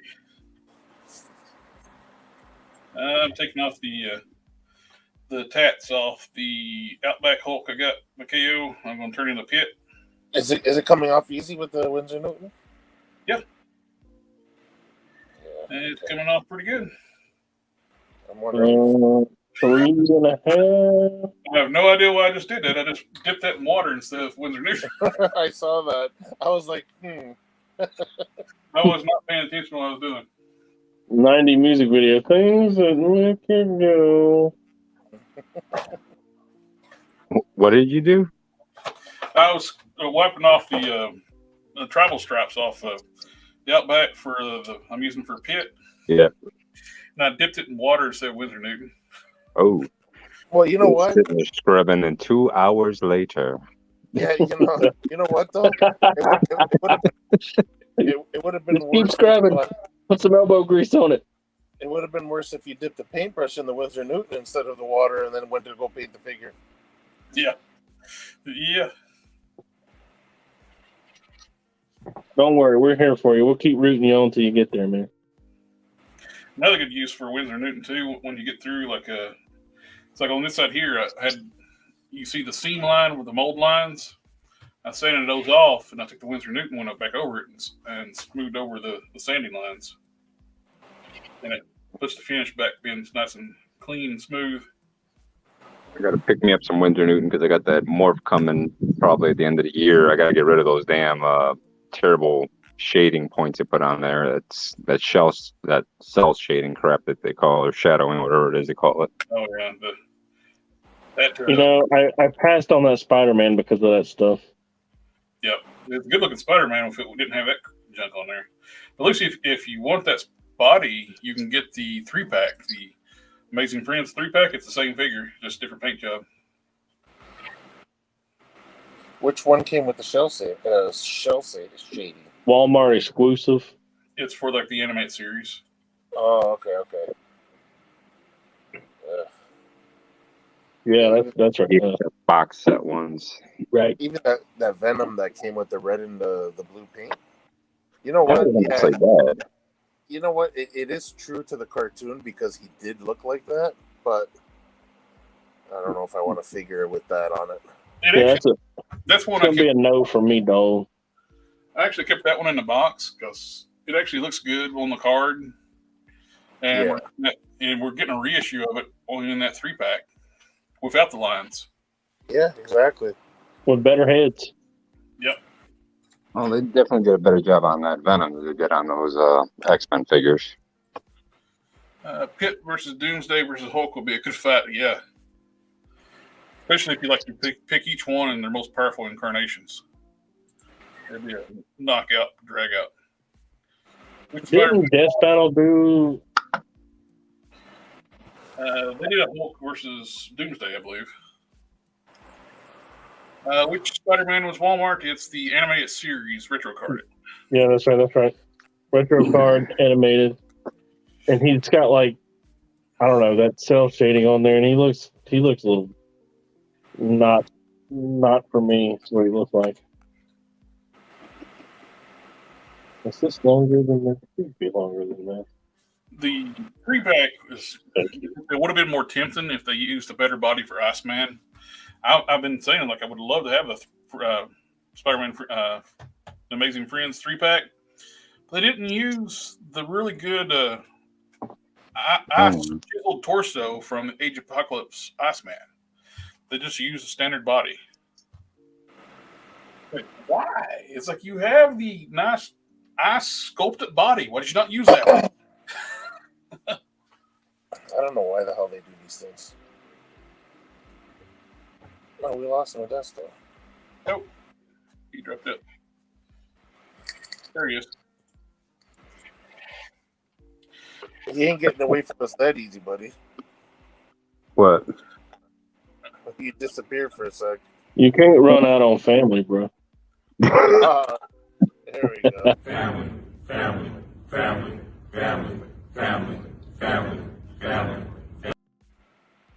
Thing is, That's if I come so all the way to the long. bedroom, the signal buffers out, so then I can't. Like, I got to reacquire, so I got to go all the way back to the front of the house where the damn router is at, and so sometimes I miss it in the time frame, and then it just bumps me out, pisses me off. I'm putting you on the main screen for a second. Don, I got to step away from the computer just for a second. Don't worry. I'll be gentle with it.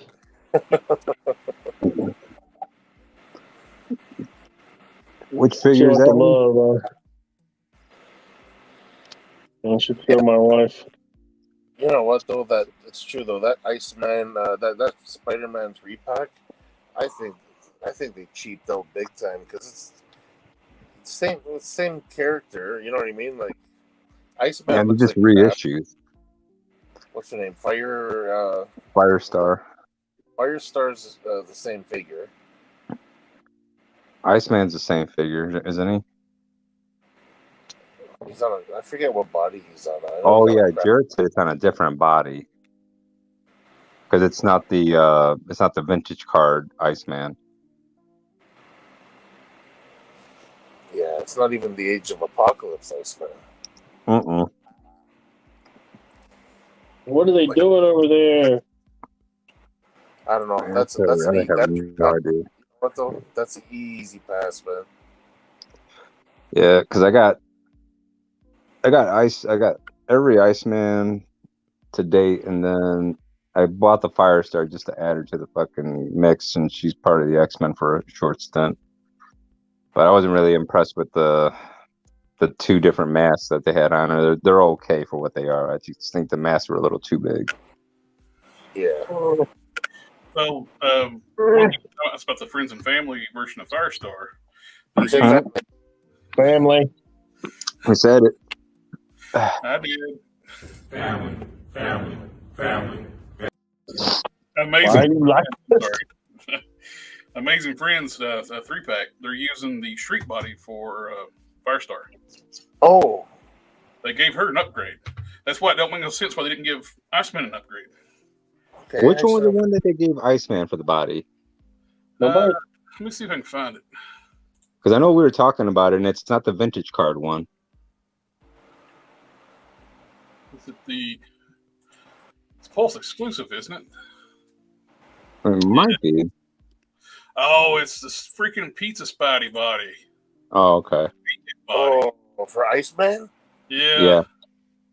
Oh, that's awful. You know what? I have to admit that is pretty awesome. Share screen.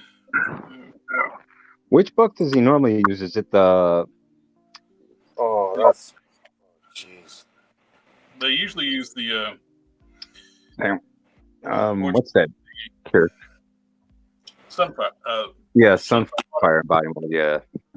That was The 2099 Spider, right? Yeah, the 2099 Pizza Spidey, what they call it. Yeah. And I hate this body because that looks so awful, man. The proportions are so off because this was originally the Superior Spider-Man body, and they made a new ab section. They stretched it to make it taller. So that's why the proportions always look wonky on that body because the torso is too long. Yeah, you can see it there. Well, that body looks way better. The legs are thicker too on it. Yep. Yeah, Shriek body. Wow, I didn't even realize that. They gave her the. They look like they're reusing the chest piece, but they gave her the Shriek arms and legs. Well, if I can find one cheap on eBay, I'll probably do a swap out on the packaging. I think this is a Pulse exclusive. Yeah. Did you say she got thick thighs? Well, thicker than the ones that I got on mine. The single part one, they use that really skinny leg body. Yeah. Let's see that Spider-Man. Man, he looks good though, don't he? Yep, that's the same body they're using for the animated series one. And they actually got the dog the right color too on this Yep. box set. How much they want for that garbage? $75. Yeah, I wouldn't drop 75 on that though. So, plus you got that awkward cell shading geez. feel. I can't believe Is they the charge ice man translucent? No. Okay, well I'm gonna be able to custom fodder that guy. Yeah, because all he's got is that kind of cell shading thing. You can see it on his legs and his chest and stuff. I don't know why they used that body for when they could have used the Age of Apocalypse body. Yeah, exactly. The Age of Apocalypse one looks like it's chiseled out of ice. Maybe they're trying to make him look like a kid. Oh wow. I don't know how they're going to charge $75 for that. I think I picked up that Mojo box set for like $85, which is only like $10 more, but you get a way bigger figure in there. Yeah.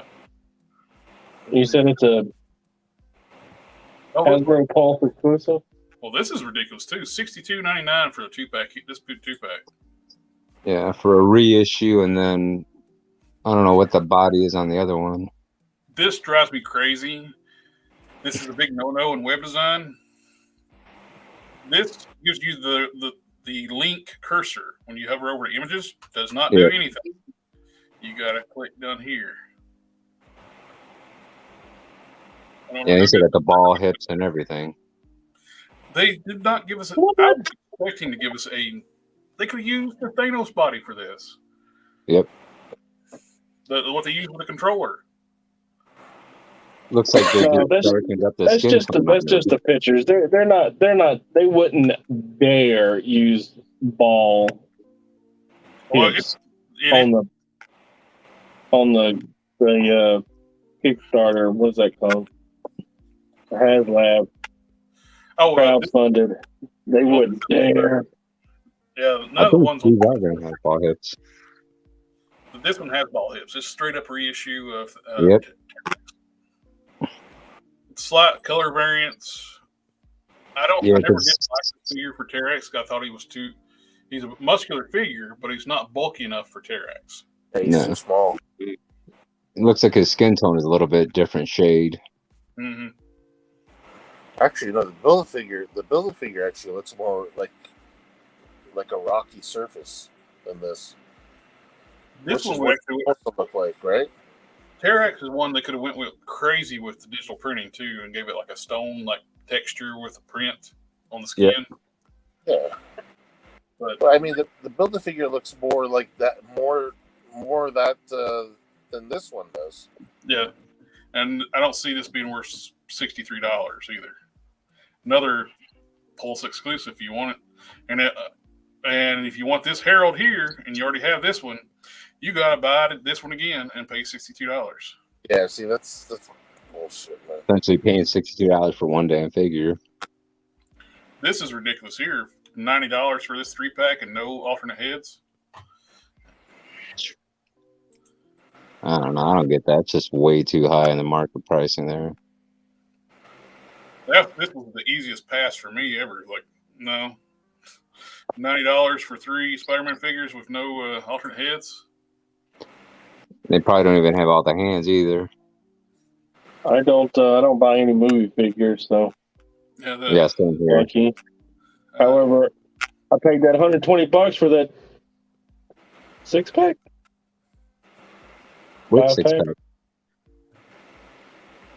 Oh, that Amazon exclusive villain pack. Yeah. You got $25 for a 3-pack and Venom and Null for $80. Yeah. No, I didn't go in on the Null and Venom. Thoughts on PulseCon this year? I'd be curious to see what's going to happen this. There's one thing in PulseCon I want bad. I'm going to try to get. I want Spintor. Spintor in that chariot. It must be mine.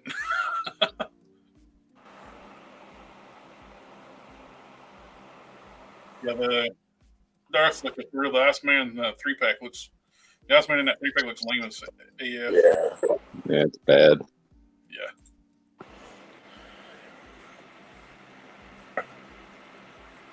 This is point. These are nice constructed figures. They're very articulated, but $30 for a pearl white plastic, which is kind of semi-translucent. What's the point of that? It's just a reissue with different plastic. I don't get it. Yeah. One Yeah, that's the 31. one see. I didn't even pay 131 for mine. I don't like it that they call that a 4-pack because it's not a 4-pack. No. Yeah, it's not a 4-pack, but I mean, essentially, you're getting a bath and 2 figures, and then a minifig. Yeah. Little But yeah, I figurine. got that one way less than 131. I think I got lucky. How'd you get less than that? I don't know, but last time I checked on the thing, because I saw the price and I was like, man, I spent $131. It was closer to 100 with tax and everything. So I don't know if I got lucky or what. Oh, I have no idea how much Pintor's going to be yet because with their price increases, it's hard to tell. Well, And depending on how big the charity is and everything, it could be about $75, give or take. And they're not being very consistent either, like with their pricings. Like, why is these some Spider-Man figures $28, some are $25, and others are $32. Oh, And- I would hate for you. Figures and similar accessories. I don't get it. Because F you, that's why. I'm Oh, glad they finally did a reissue or did a remake on Long Shot because I was never going to buy that Toy Biz one. I think it was terrible. it is a terrible figure. I got it, but it is I awful. didn't buy it either. Ugh. Because I always wanted a Long Shot, and I was just like, I can't do it. And I like I to thought actually about give him, customizing one. they got it right too. He's got 3 Yeah, fingers. 3 fingers, yep. And I think he's got one hand where he's got blades in it, doesn't he? I think you. Yep, there it is. Yeah. Yeah, that's a good figure. And I'm glad I waited because I thought about customizing it and everything else, and then like doing the whole 3 fingers deal was a pain. I got one hand sanding it down with 3 fingers, but then I had to shave off some of the side of the hand, so the hand was starting to get small, and I had to resculpt some of it. It was a pain. That's not on the streak body, is it? That is on the street. It is, right? Okay. Yep. Yeah. Bicep swivels, elbows.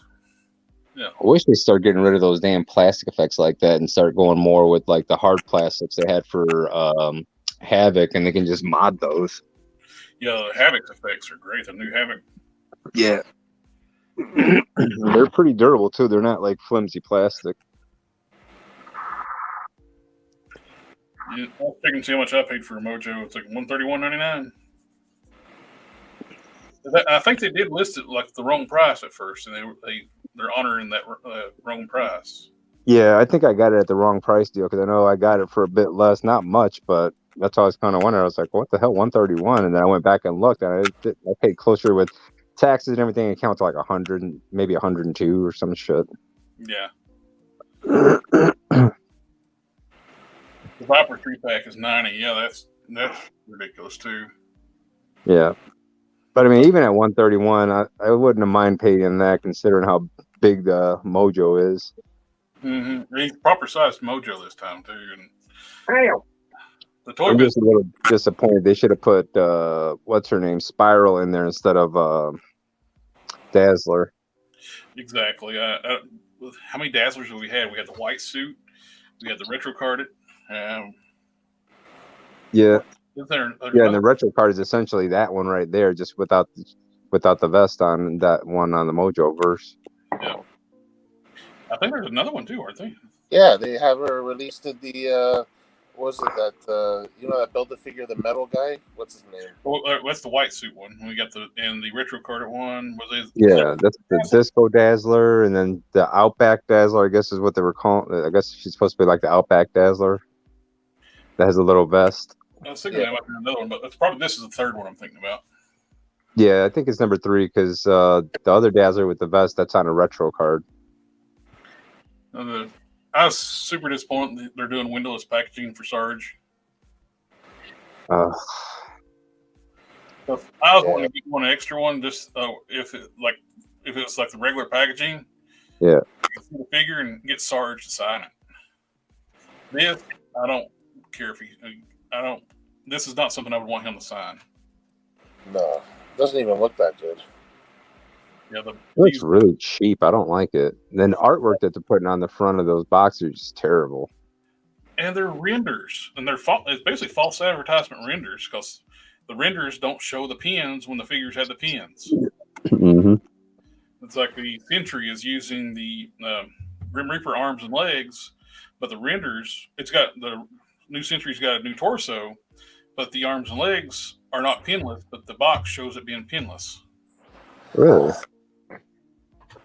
They've been doing that a lot with figures with these new windowless boxes. Everything's renders, and the render is pinless. I saw that new Century review. It looks okay. I'm just not a fan of that alternate head. Why has he got trigger fingers for alternate hands? And they're vertically hinged trigger hands. Like they're why ain't you locked up in there with your thing? The Viper 3-pack is $90, and Kamakutra See the newest piece of my collection? Oh, yeah. Yeah, I don't know why they got Kamakura at $34. Uh-oh. Yeah, I don't understand why that's $34. Sarge, he's got a big enough name to draw for people to spend $34 for. Yeah. But You got on your face. There goes Hang on. Hang on. that should have been on a standard release Yeah. figure. Nasty. Oh,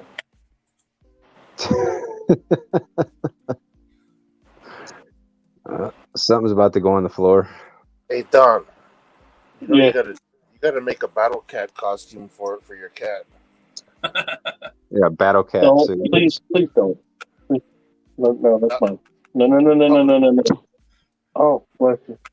All right. How Captain can you go? do you Yeah, guys come down like the Jack specifics? But I'm tempted to get to the Marvel Capcom stuff.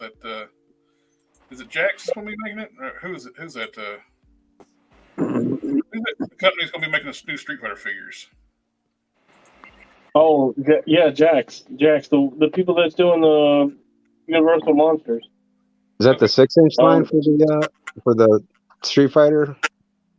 Yeah, they look cool, man. I want to see what the pricing is on those. I might have to pick up a few. Go in there with the guy. Go in there with Sam. I haven't even seen them yet. Those new figs for Street Fighter. I didn't realize this was hard to come by, that anniversary RoboCop. I saw that in the local Target the other day, like last week.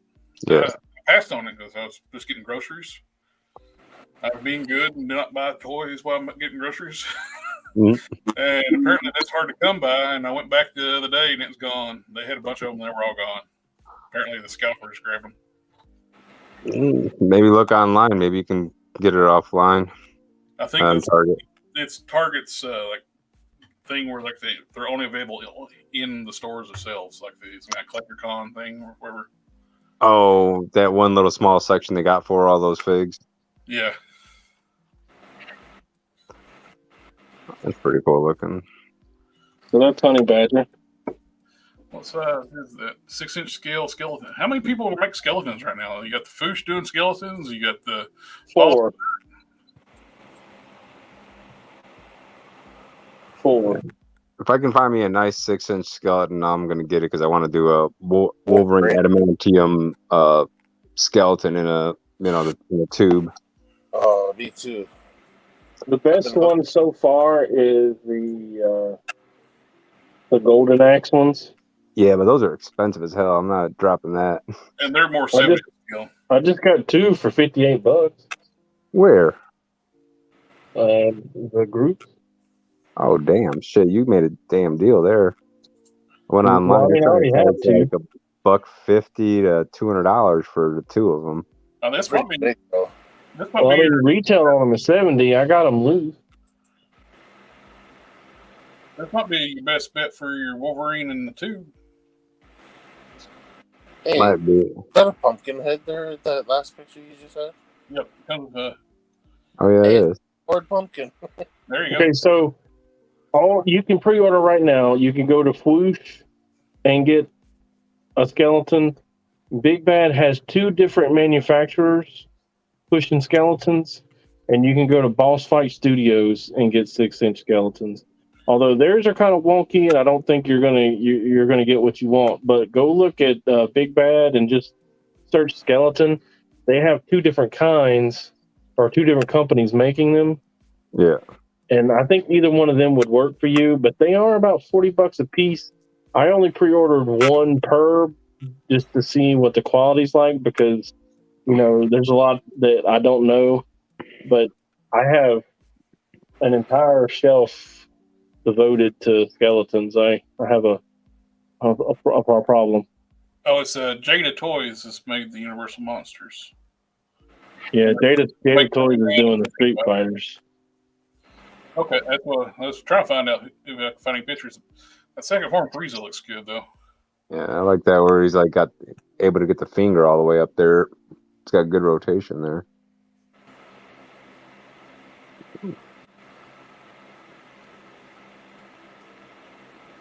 Is that final form, Frieza? That is second form. Yeah, Second form? second. Well, man, you don't talk Dragon Ball Z. Of course, I final haven't. I his haven't final watched Dragon Ball in a form is no while. longer his final form. He's got 2 past that now. Yeah, that's true. He's That's got, okay. Goku and Vegeta are like 6 past their final form. actually, right now, Frieza's stronger than Goku and Vegeta. He's got his black form in the manga. Did you watch Was the the? golden form the final form before? His past final form for Frieza, he's got the golden form. Now he's got Frieza. Okay. Which Did you watch the movie Brawly? Oh, it's been years. Oh, yeah. No, it's not years old. I don't think. Broly? Yeah, it's been a few years. Unless they came out with a new one, I haven't seen that one. The new one is super. It's in the super. It's after Beerus. Beerus is in it. Yeah, the new one is called Dragon Ball Superhero. Yeah, that was the one directly before that. The Broly movie when they introduced Broly. Yeah. I watched that one just the other day, and it's good. Bruce Lee. But Frieza is on Earth trying to get the Dragon Balls together.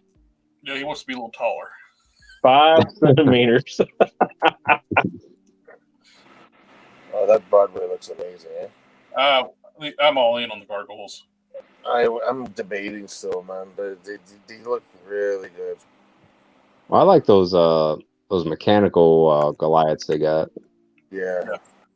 Yeah, I'm gonna buy a few of those. I'm also gonna buy the Xanathos in the armor. Ain't that how you say his name? Yeah. He's got his armor, and then he's got the Yeah, they got him in suit and they got him in the armor. I ain't gonna buy him in the suit, but I'll buy him in the armor. Yeah, and his armor is a different color than the regular Ironclad.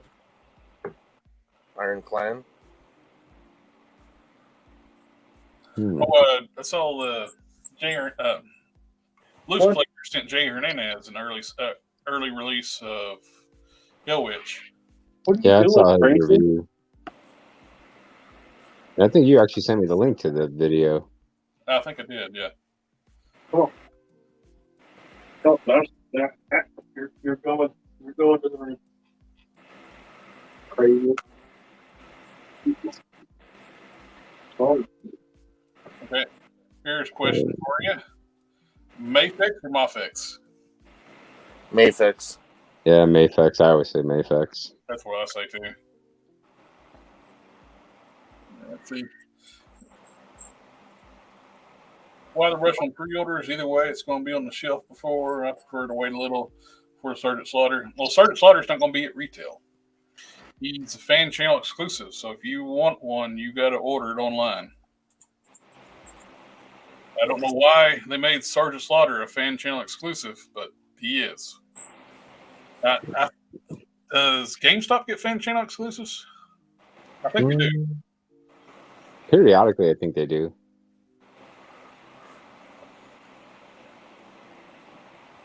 I would wage. I'll bet $5 he'll get a retro card at Walmart exclusive in the mail away colors.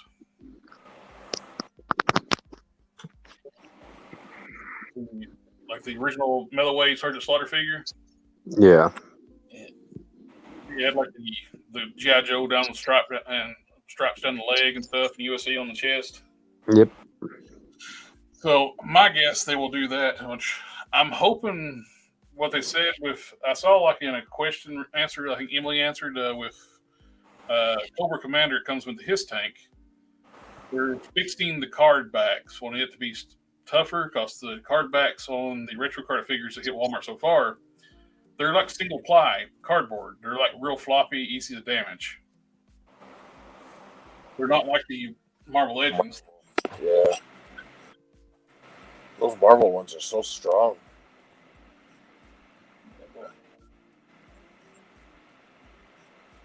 These are double walled cardboard. These are nice, strong. You got to really work to tear these up. Yeah. It's two pieces of cardboard sandwiched together, and there's an inner core. The G.I. Joe ones, super floppy. It's not much more than paper. Looks like Bristol board. It's like one ply. Just about. It is similar to the flimsy boxes they're using for the Transformers and stuff now. It's the same similar type of cardboard. That's a bad example because that's a leader class and they actually use a good paper on that. And these new windowless boxes do they have the tabs that come out, or you got to literally destroy the damn box to get them out? No, you can actually slide them out and put them back in. They should have done it the other way. Yeah. Excuse me.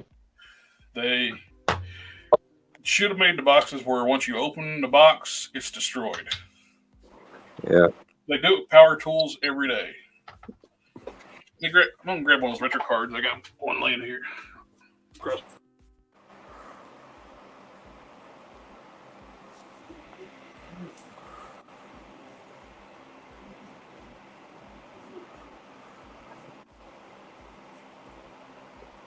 I'll have to go to a wedding Wednesday. Oh, wow, on a Wednesday. Yeah, it's a 10-hour drive. The 10-hour wedding proper is on a Thursday. Where's it gonna be at? Don't give me a line, bro. Here we go. I got the Baroness here. Look how Oh man, jeez, that's like paper. even the plastic bubbles are really thin too. That's a damn shame. The clamshell should at least be solid. And Walmart mailed this in a plastic bag, not a bubble mailer, a straight up plastic bag. So, Thank you, Walmart. yep. I don't know. It's all dependent. It's like sometimes Walmart does it, damn Amazon does it. They'll send me something and it's like a box you can fit 10 things and it'll be one article in there and barely any kind of like those paper bubble things to keep them in there. And just like Hasbro, Pulse, they're terrible with their shipping shit. I hate it. Hope we can get the retro card of Cobra Commander. What I understand, the one that comes with his tank is just going to be a Deco exclusive. It's got a special Cobra logo, and they will do the Cobra Commander release as the classic Cobra Commander with a classic style Cobra logo once it goes to retail. Is his mask still crooked? That's what I want to know. Oh, So same with the other exclusives. didn't they say the same with the other exclusives? Or now, Let's see. But apparently Emily said they're going to try to fix it, at least for the one that comes with his tank. Hopefully we'll get the same type of cardboard for that Marvel Legends. If not, then they got to issue out free hiss nuts. Yeah. We definitely need some his nuts for on the back of it. Since we got a trailer hitch, nothing to put on the back.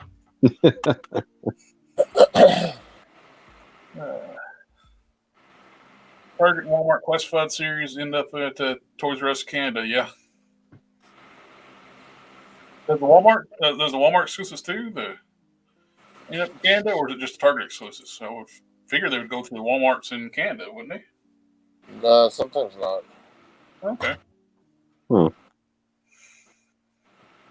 Started working on I know for a fact the Target stuff comes to Toys R Us. Oh, wow. Did a little touch up on older custom. I was rearranging my displays. Pulled off my Mattel Batman Beyond. Cleaned it up a little bit. I put Marvel Legends feet.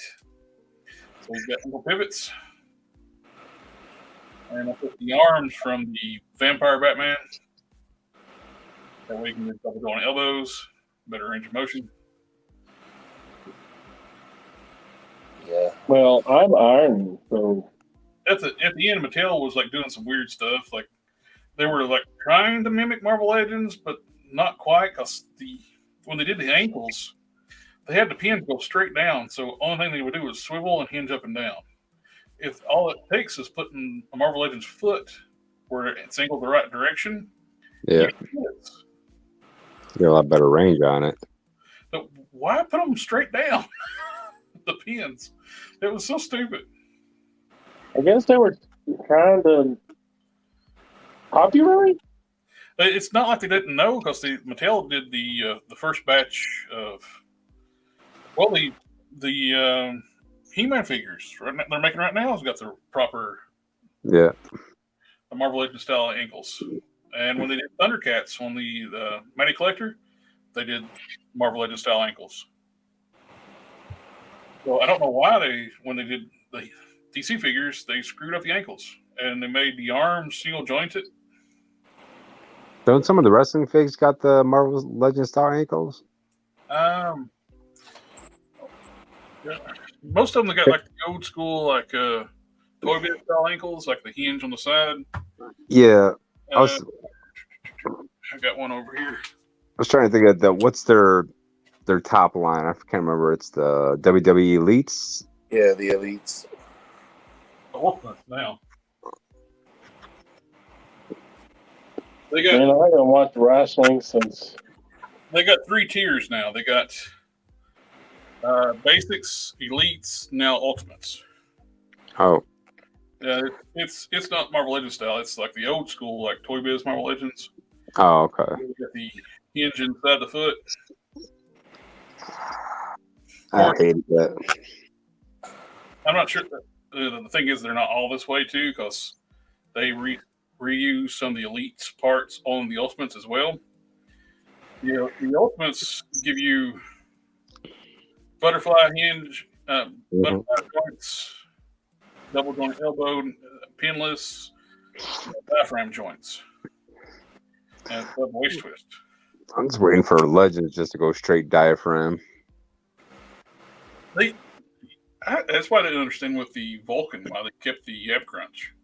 Yeah, they should have gone diaphragm and with an inverted ab crunch. I think that would have been better. Yeah.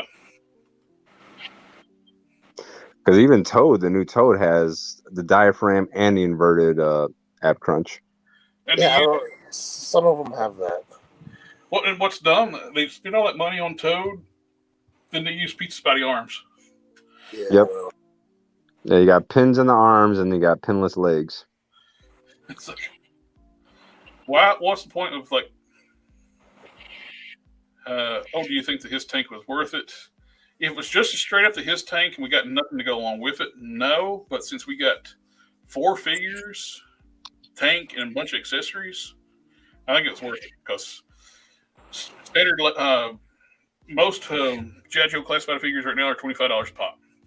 Some of them are like Sarge are $33 a pop, $33.99 where it was. Yep. And we got 4 figures, his tank, and all the accessories for his tank. You were basically like got $100 worth of figures and $200 tank. So I think it's worth it. Yeah, I'd say it is. Okay. the first Baroness with the coil are all still at Toys R Us Canada. I've been trying to get Don to buy one. He don't want to get into G.I. Joe. I tempted him even more. I seen him where somebody took the coil and made a Dan Ketch motorcycle out of it. Yeah, that was amazing. I doubt they will, but Marvel Legends people make Adamantium Skeleton Wolverine. I don't see it. Only thing I can see if they did it as an accessory, It wouldn't be articulated though. Yeah. Be straight up and down. Well, they cheaped out on the Maestro. They just used the 80th anniversary body and gave us a new head and gauntlets and a necklace. So they didn't give us boot feet, or which are what these are going to be, Maestro boots. Mm-hmm. And Mattel needs to get in line with WWE figures and give them ankle swivels, neck articulation. Yeah. Well, don't you think? Like I've said, we've talked about this so many times. With me and Jared, it's like these. You looked at the DC figures, and you just think about it. The same people who are making the wrestling figures were making those DC figures. Yeah. Well, same company, and it's like the wrestling figures are so far superior compared to the DC figures, and it's like, why not? Like I don't understand. Like, who's the guy who pitched the idea, Jared, to them? He made those. David Vaughn. Like David Vonner's in charge of the wrestling line. He used to be one of the main people involved, like the founders of Toy Biz Marvel Legends. Yeah. So he pitched an idea to because his wrestling line's doing so great, they're so successful, that he pitched an idea to the DC people who are in charge of DC for the same company, and I have the picture somewhere. You still have it handy, Jared? I don't have them handy right now, but yeah. Anyways, these two Batman figures are like amazing, and like he did it all in his own time, and he said maybe we can do this. If you see, you know what? I'm gonna look for it now. I'll send it to you if I find it. Yeah, they were just amazing figures. Like two of the best looking Batman figures I've ever seen. Like it could have been like done Marvel, beyond Marvel Legends style. In that,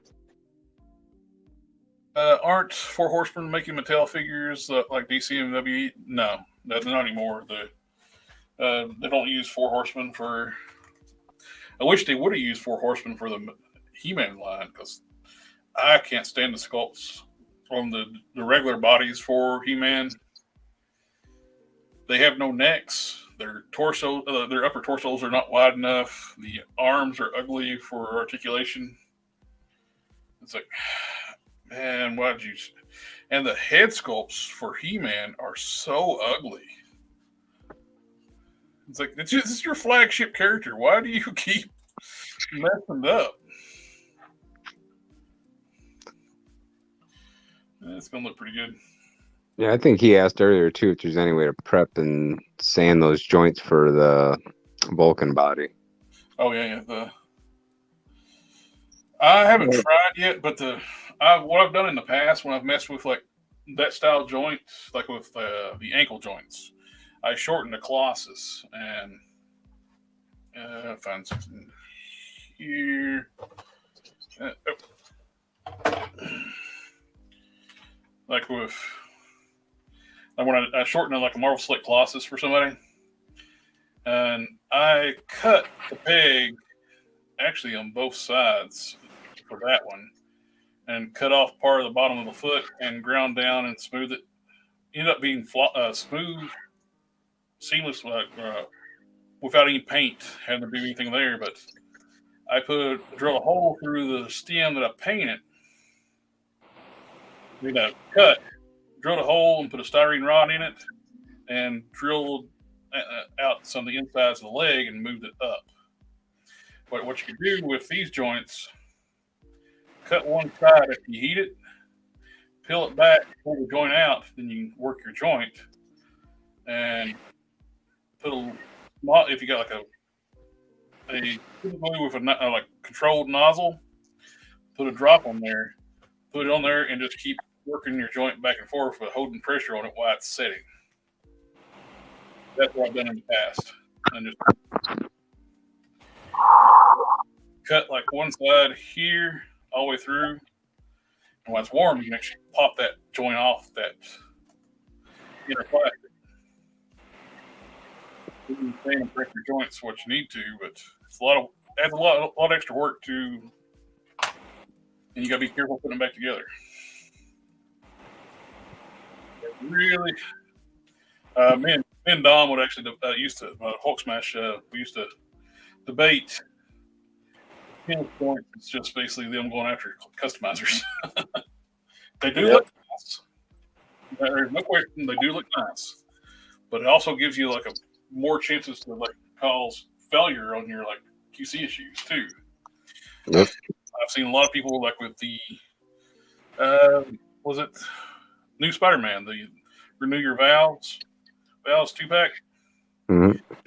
The plastic was over top the top hinge. It was not cut out, and the injection molding actually sealed over top that top hinge, so the knee joint wouldn't work, but the lower joint's the only one that would work. And I had, with the Red Skull, I had a hinge joint on the wrist. They inserted it sideways before they injection molded it. They didn't check the alignment when they injection molded it, so that hinge would never work.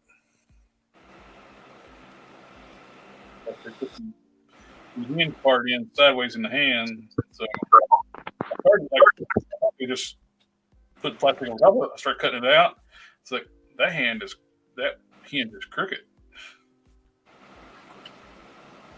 which worked out for me because I actually contacted, I think Amazon I bought it through, and they just sent me another one and told me to keep the old one, and I got the other one in I think my fodder bin, the one that had the broken messed up hinge. I figure I'll use something either make a burn stucker or something out of it.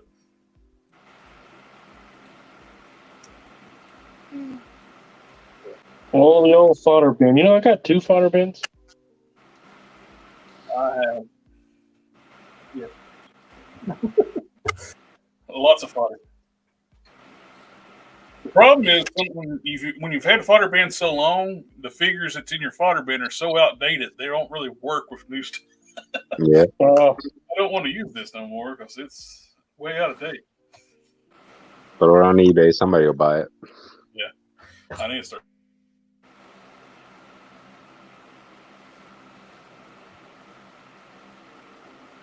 You're being awful optimistic about what I got in my fodder bin. Hey, buddy. Welcome back. You good rolling? Just got the 40th anniversary He-Man Masterverse, and it's amazing. Cool. Glad to hear it. I think it's got a different upper torso. I think they use the Savage He-Man, which is a little bit wider. Because the original body for He-Man is the upper torso is real narrow. It looks I'm sorry, I don't have any room for you up here. I think McFarlane Batman overstock figures are going to be on big sale in the future. Yeah. Ooh, boys. See, make something but I'd say though, I am sitting in my cart on Amazon. I just need to pull the trigger on it.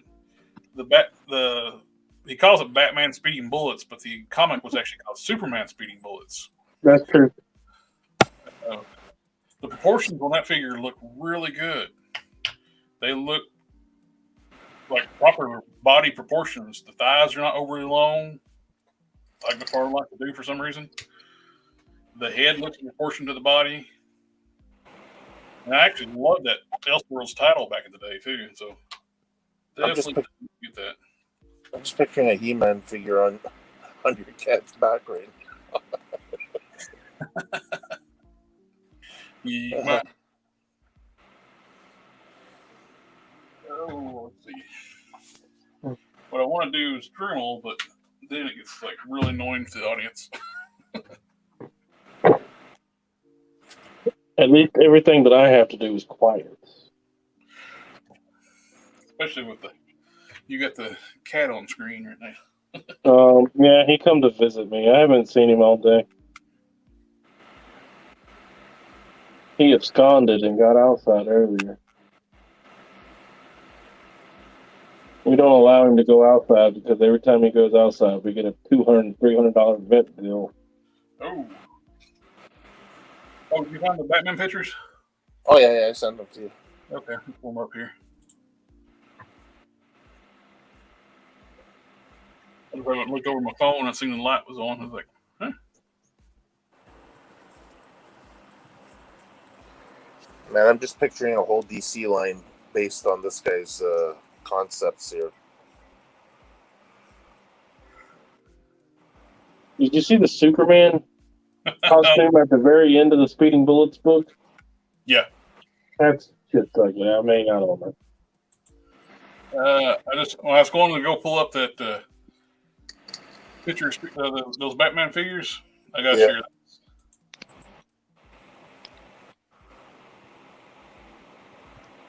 D3 showed that we'll be busy with the MCU Legends. PulseCon will be busy with Comic Legends too. You realize top complaint amongst people buying these figures is there are way too many MCU figures, right?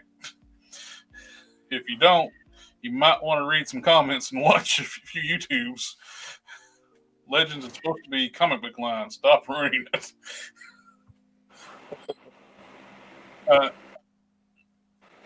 I don't mind the MCU stuff, but they are making a lot of MCU stuff, and they put a whole lot more money in the MCU figures. So I can understand people's frustration. They will put a ton of budget into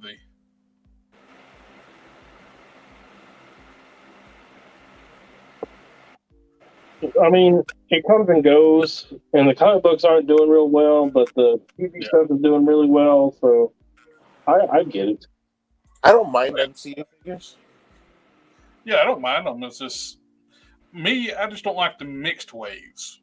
If you want to do the MCU wave, do a full MCU wave and don't mix comic book ones, and or do a MCU wave and do the bath be comic book. Yeah, that's weird. Like the Shang-Chi, that wave there kind of pissed me off because most of the wave was movie Shang-Chi wave. You had a couple of comic book characters, and the bath was Mr. Hyde. Yeah. A really big want for me. I want Mr. Hyde, and I don't do a lot of MCU stuff anymore. I got after Endgame, I kind of slacked off on MCU stuff. I have absolutely 2 MCU figures. I bet if you thought about it, you could figure out which 2 it is. Iron Man.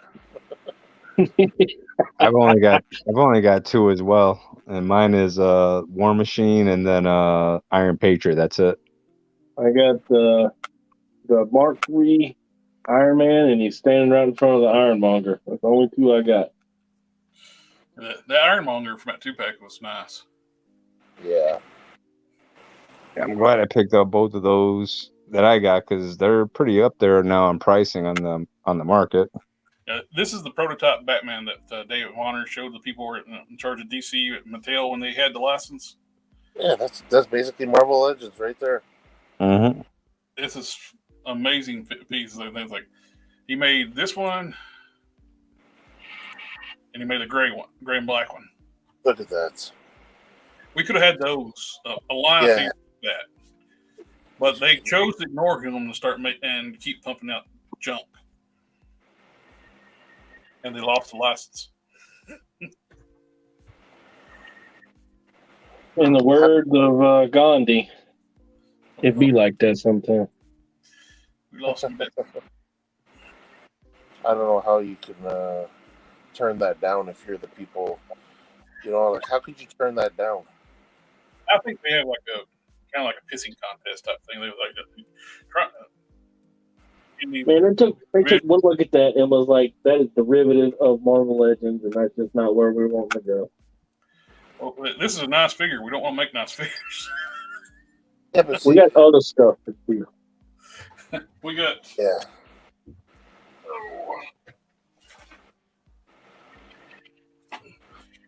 we want to make stuff that's completely unusable articulation, like the Red Hood they made. You got 90-degree single jointed elbows, and you have guns that are molded into the holsters. No guns for them to hold, and trigger hands. Wow. And like I said, they put the pins for the feet going straight down, so all they do is hold the feet on. You can't even really get a swivel out of it. It's just go rock up and down.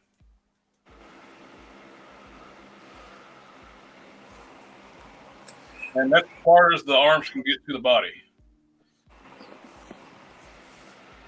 Is that because of the jacket? It's not the jacket. They actually made relief cuts in the jacket to allow for the arms to come down farther, but it's just a bad mold on the shoulders. The shoulders fit in too far, so when it comes down, it collides with the plastic up here, so it won't go any further. And one thing the issue is too, his shoulders are too narrow because they're set in too deep. They actually had the shoulders up to here, and then his arms could go down. Yeah, I have to strike a wider, so don't get scared, okay?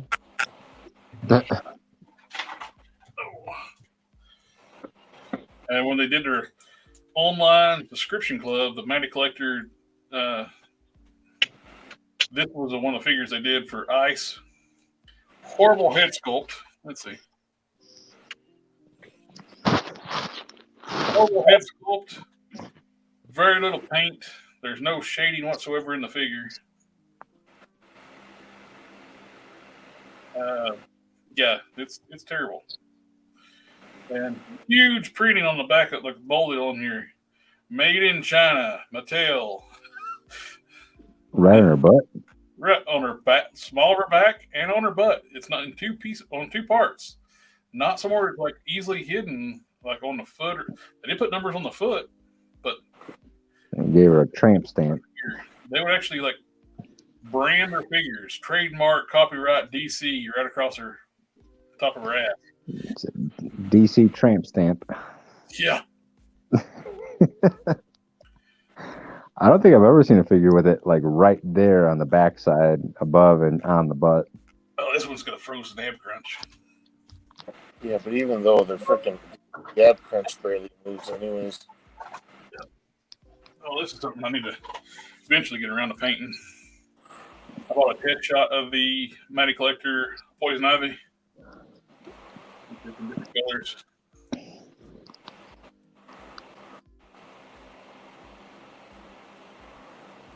I don't have a proper scaled Poison Ivy. I got the one Mattel made there at the end. They were making the female figures oversized. They were actually in scale of He-Man figures, 7-inch scale He-Man figures. Seriously? Yeah, they're huge. Let me get one.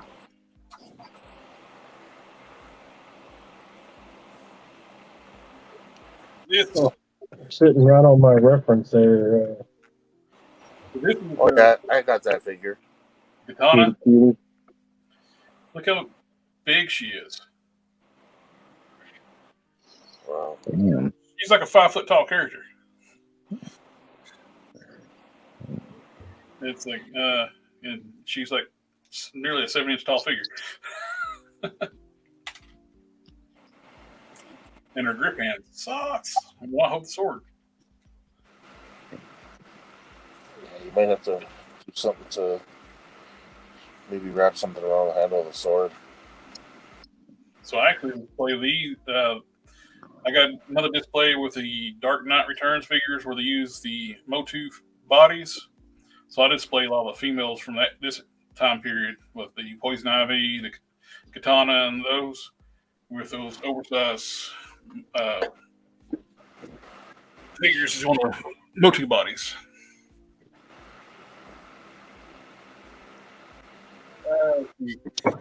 Anyone explain to me how those toy molds work? I bought a Black Widow on sale and put this This bearing his helmet on from the coil. It turns out it has the same shape as the CS Scarlet. Yep. CS Scarlet. Which one's that one?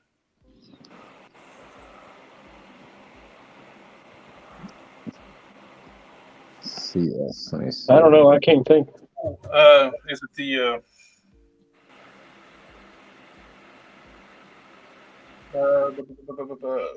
CS Scarlet? Is that the movie figure? The movie Scarlet? Yeah. For some reason, in the G.I. Joe Classified line, the movie Scarlet has a smaller neck peg. Oh, classified series. Okay, Classified series Scarlet. Okay. I don't know how we didn't pull that one out of our damn melons sooner. I was in there like, what the hell? CS is like, oh, classified series. Yeah. Those DC verse like Katana and Batman's are 7-inch and the other 6-inch. Yeah, those last of the Mattel female figures, they were big. They were oversized. All the DC figures were a little big too. Like, whoa, here's a Batman Beyond, Terry McGinnis. He is taller than Damaru.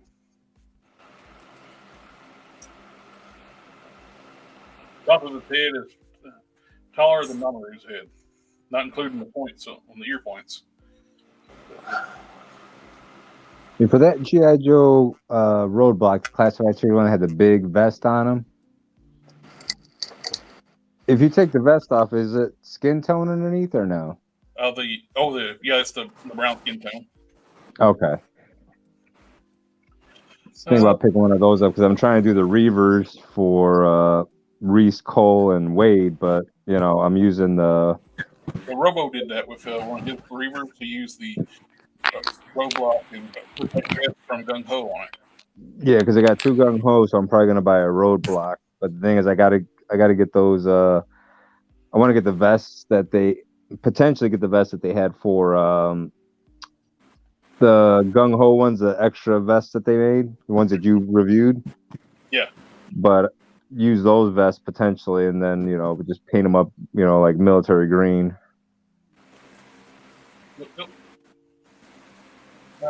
We use classified series. Yes. Yeah.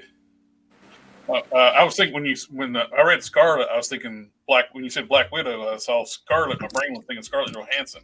I was not putting together CS Scarlet and classified series Scarlet. I was thinking Scarlett Johansson. Yeah, I mean, I was like at a loss. I'm like, what the hell is a CS Scarlet? And I just like Googled, G.I. Joe classified series, and I was like, wait, CS. There we go. Oh, he was passing over the 200 character chat limit. Yeah. Yeah, understandable.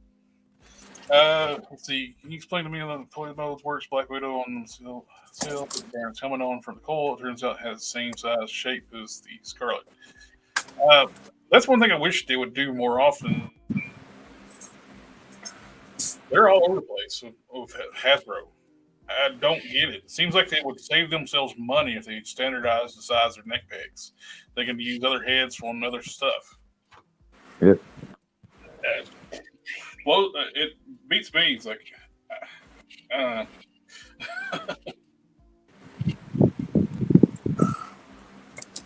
there's got to be some reason why they want to spend more money on every time they do something. Just buy like the books or something other for waves. I don't know. And I don't understand why they didn't use the street body for the new Madam Hydra. They used the King Lake body again.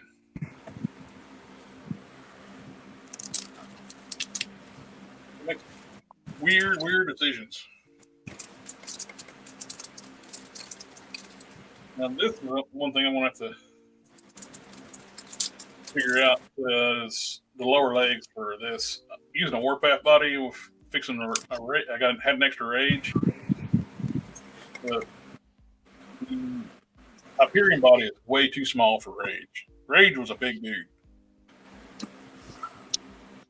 But right now, if I put the Rage lower legs, which they're too skinny for the Rage body as well, You're way too skinny on this body because he's got some thick thighs. Did you say thick thigh? Yep. Are we talking like 3 C's, 4 C's? There you go. Big thick thighs right there. You go. A little bit skinny lower legs. It's like that's one thing too. Hasbro's bad for doing.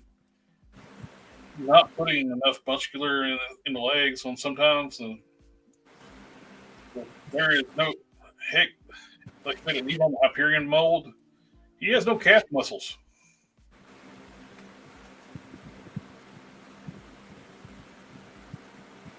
Possibly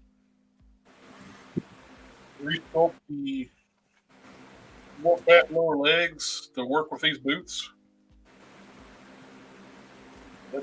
See how much bigger these Warpath lower legs are compared to these. How much is that Sergeant Slaughter going for? The new one?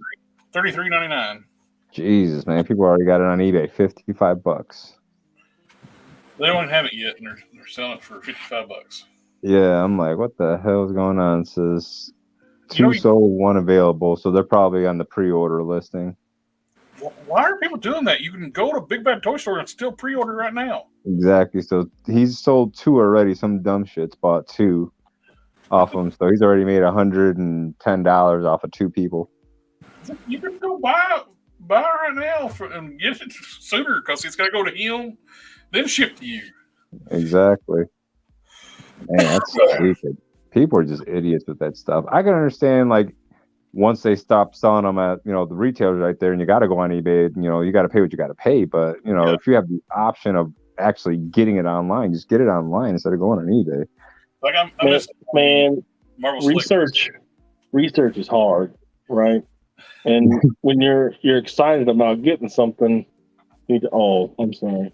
When you're excited about getting something, I don't know, you get really impatient and look, don't ever discount the people got more money than brains. A lot of people got that, definitely. Yeah. The only time I overpaid on something, and it wasn't even that much, was for that X-Force Deadpool from the one con. I can't remember what it was. Oh, the exclusive version of the X-Force Deadpool had a slightly different shade of gray and more weapons. Yeah, so some guy had him listed. He's like, hey, I'm going to the con. If you want them, I'll pick you up. He's like, I'm only taking, 10 spots. So he charged, I think it was like 40, 45. And I was like, screw it. So I put my thing in there. And I mean, the con was coming up like in a week. And he had it shipped out to me like after the con was over. And it was like a 3 or 4 day con. He had it out to me like within 7 days. Nice. The only one that I ever paid over, like, egregiously over for, I think I paid $50 for one of the modular Iron Mans when it came out. But please understand that that's like my absolute favorite armor of my absolute favorite character.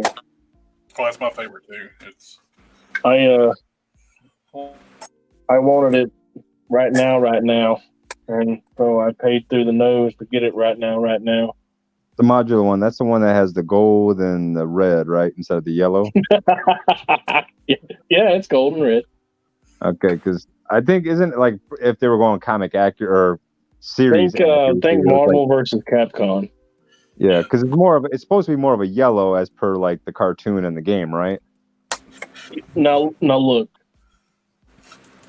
a lot of the Marvel Legends are looking like Bowen statues, and if you look at that modular Iron Man and look at the Boeing statue, they are identical.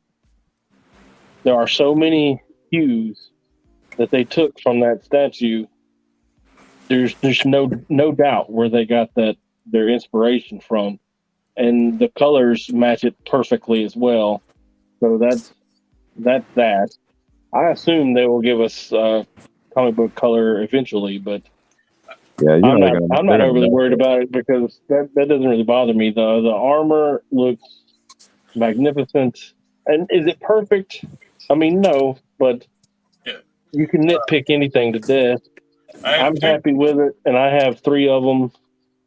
The only nitpick I had with that one was the shape of the Arc reactor. reactor. Yeah. It should be like a Superman logo like shape, but like fatter.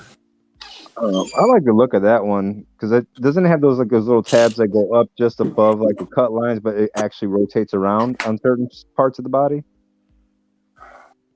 like on the legs or something. I think you might be mixing armors up. Let's see. Yeah, I'm not. I'm not sure what you're talking about. Hold on, I'm trying to think. Maybe let me see. Modular. The 80th anniversary's got those little round things that'll move up, rotates around on the hips. Yeah, the battery packs. Yeah. The hip guards, whatever. Nonsense. Yeah, it's like that the hip guard thing where it's on the side of his thigh going up into the thigh cut. That's the 80th anniversary body. Okay, Yeah, that's not modular. It's saying it's a modular one. Snake Eyes from Classified Series is small compared to other guys. I like the size of the Scarlet and Lady J. The only woman with a different body shape, more than taller, is the Baroness. That's why I like the Timber 2-pack Snake Eyes. He's on the beachhead body, so he's a little bit bigger. The Commando Snake Eyes. Another thing, I wish they would standardize ball joints. You could actually take the head from the Ninja Snake Eyes and put on that body if they standardize, but you can't. I think the ball joint's bigger on the Ninja body, so you can't swap out the heads. Big Bad Toy Store. Sergeant Slaughter is still on pre-order and on Hasbro Pulse. Laura, I wonder how the Rage head would look on the neck of Goliath for a Nemesis Enforcer custom. Nemesis Enforcer from G.I. Joe. Now there's a really cool customs made recently made on using a WWE body.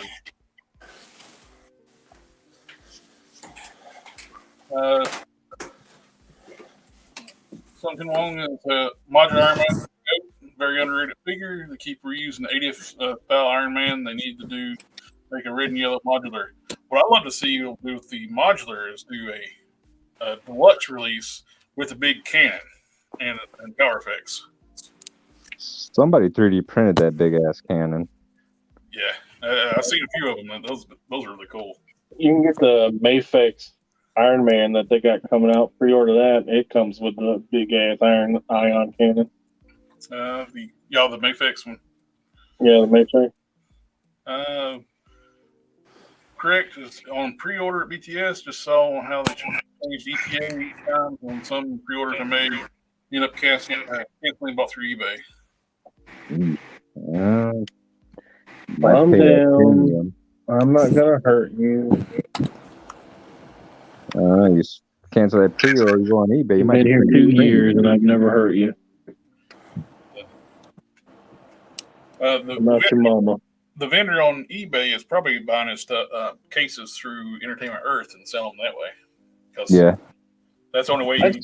I've looked into getting a wholesale license and stuff like that, but Hasbro won't sell to individual company. You mean like a mom and pop joint, or? Yeah, they won't sell the mom and pop joint. They're not like they used to be. They used to be when you get like a wholesale license, they'd give you a catalog with like contact information. It's like a phone book. And you can just flip through Hasbro, call them up. It's like, I want to order this. So now it's only big box. Yeah, it's only big box, and they make you go through a third party, a distributor to purchase from. Way to keep small business down. Yep. Yeah, we're talking about that proton cannon. One of the guy, he's in a local Facebook group. I've actually met up with him for a trade. He lives probably about half an hour away from me. He had that. He commissioned that to get 3D printed for him, and he did like the Capcom versus Marvel display. So he's got that big ass cannon. Yeah, there's a few of them on eBay, $60 a piece. But they're varying degree and sizes and stuff. They're also all over Etsy. Proton cannon. I mean, all over Etsy. Gonna finish. Proton cannon. I will say, man, it's a nice 3D print they got. Those guys got on eBay. It's like real detailed. I remember the old catalog area. Like one says, yeah. They growing up, my parents had a health food store and had a wholesale license. They'd seen them that book. Actually, you could call up any vendor you wanted out of that book and place an order. All you needed was your wholesale license. So if we wanted to sell toys back then in that store, they would have shipped us cases of whatever we want. Nice. Not anymore. Nope. Because I called them when I was little. When I called them, they still answered me. Talk to me. So what's your yearly net income? Nope, you don't qualify. That wasn't the case back then. That was just, you want to order this from us? Okay. It was a Happy simpler to do time. business with you. You want in? Don? We're just happy to do business with you. Oh, yeah. No, not nowadays. They're like, unless you're a big box store ordering $1 million orders, they don't care about you. All right. One more it is.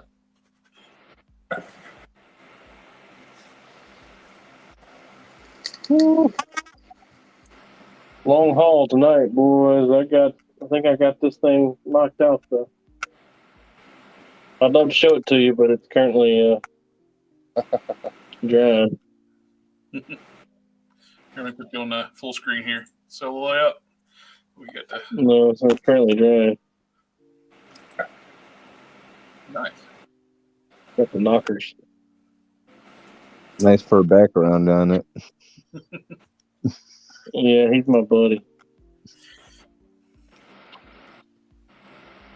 I have to get up so early in the morning. It's like 4 o'clock, right?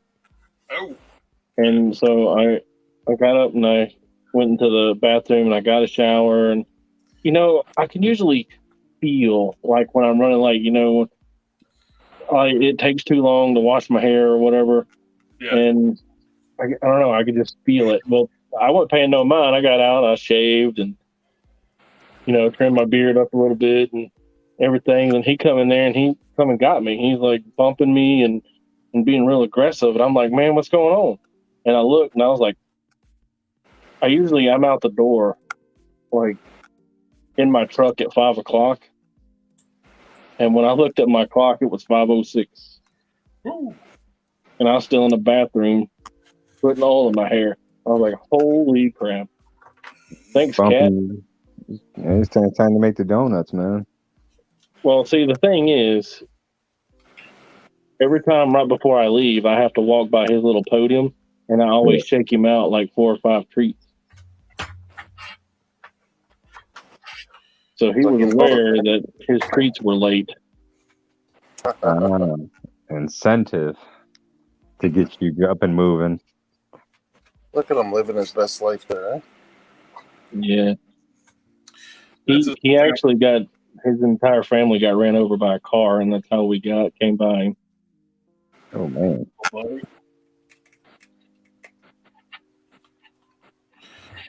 He meows like that snail off of SpongeBob, so we call him Gary. I'm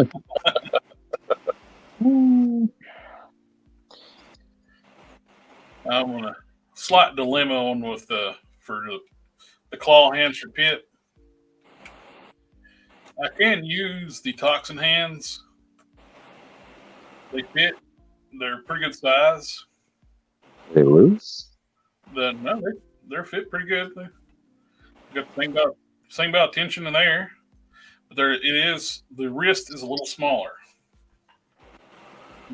What about the Venom hands off of the Marvel Select Venom? I have not looked at those yet. Do you have a pair? I can send you a pair when I send you your capes. I don't have any. I don't have a Marvel Select Venom. I got one that's pieced out. So the wrists are a little bit smaller on these monster venom hands or toxin hands. Mhm.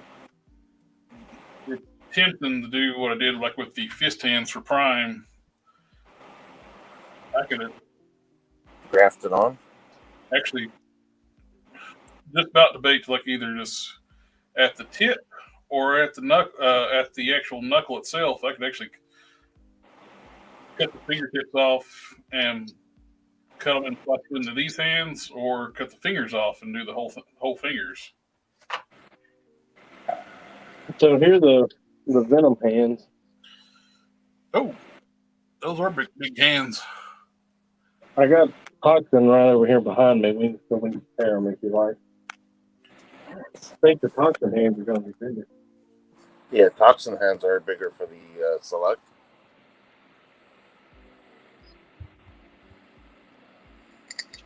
Well, Yeah, there's no need to compare that. They're absolutely big. okay. They're not even in contention to be good. Yeah, I have had Marvel Select Venom hands, but I didn't have the Venom. My friend Jason, I made his Black Heart.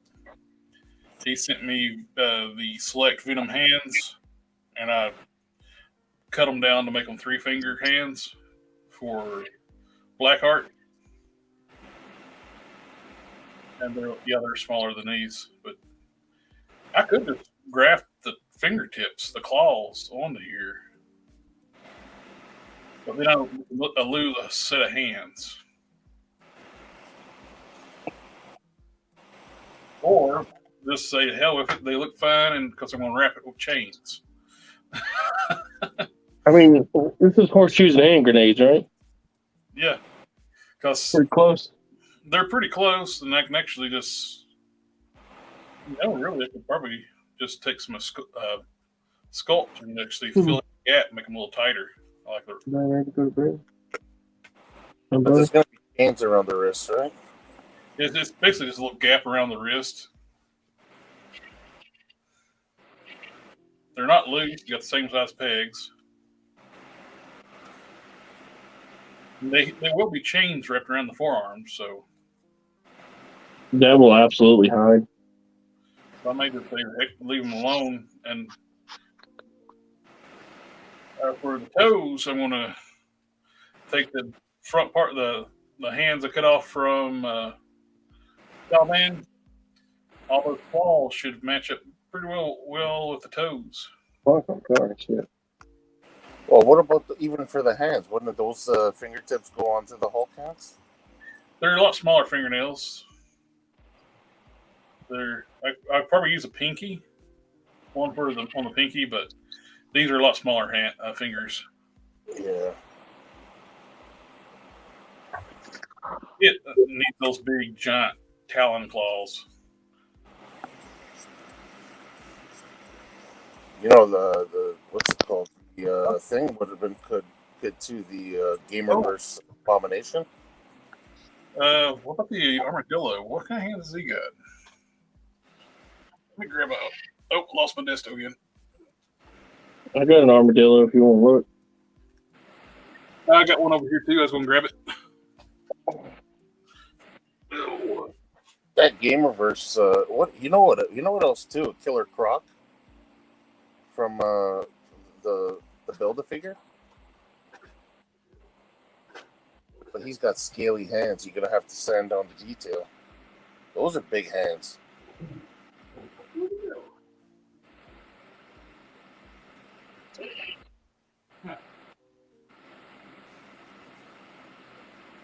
Dang, what was I doing?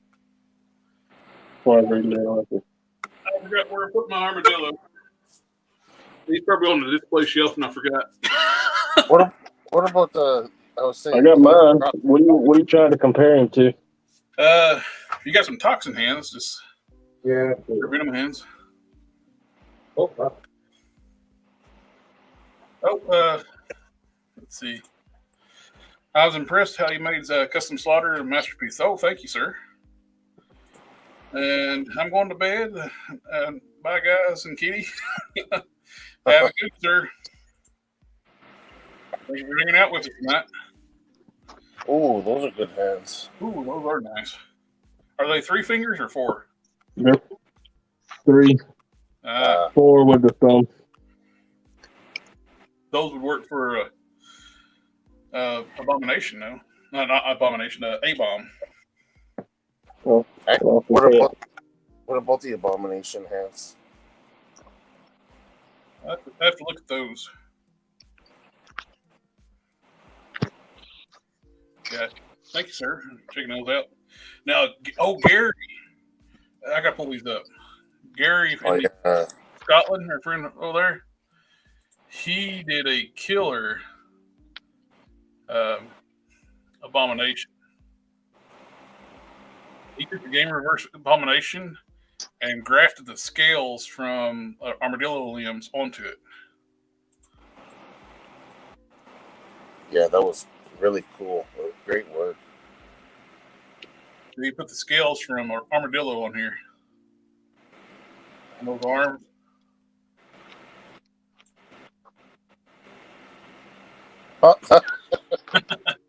So he put those. He used the Game Reverse arms, and he put the armadillo scales on there.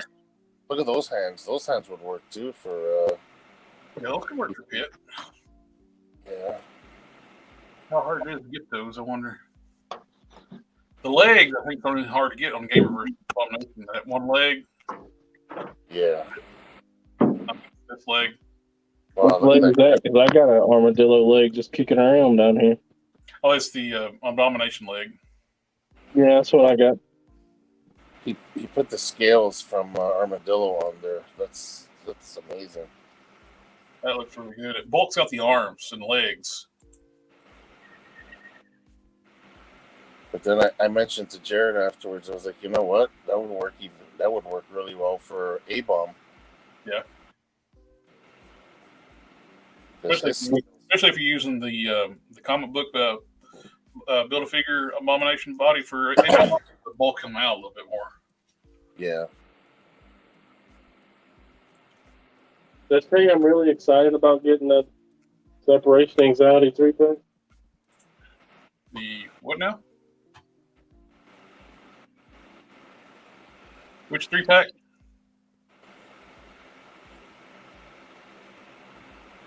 That separation anxiety 3-pack. Separation anxiety. Sorry, the separation anxiety 3-pack. Which one's that one? The one with Venom and the 2 symbiotes?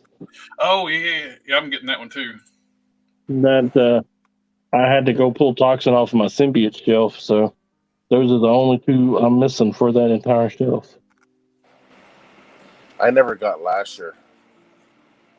Oh, I did. I saw that and I was on board.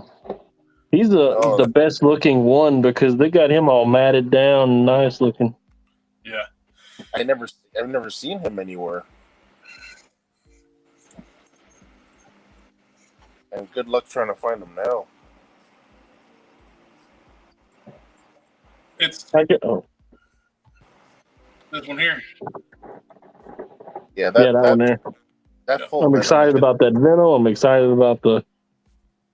When they showed this one, I was hoping it was going to be a deluxe release. Like, hell, I'll buy an extra one. Then I can potentially make another sludge later on. But they made a damn exclusive box set. Yeah, that sold out almost immediately and hadn't been back up. But I'll tell you what, that Spider-Man 5-pack's still up pre-order. Yeah. That Venom head there, the full Venom head, that looks amazing. Now here it is. I finally found it. What leg is it? Is it the left one, the right one? I think it is the right leg. It's hard to get. This one is the. That's the right leg. Is it right? No, left leg is one hard to get. Left leg's hard to get.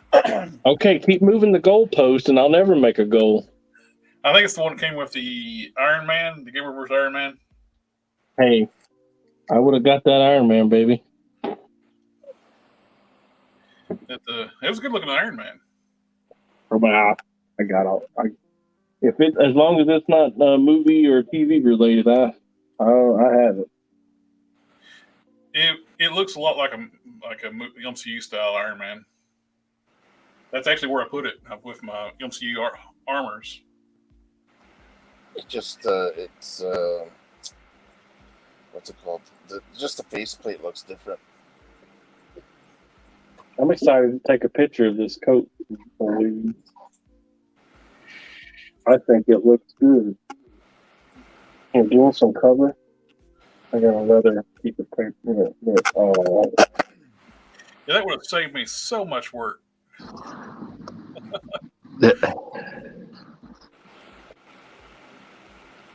Labor of love, though.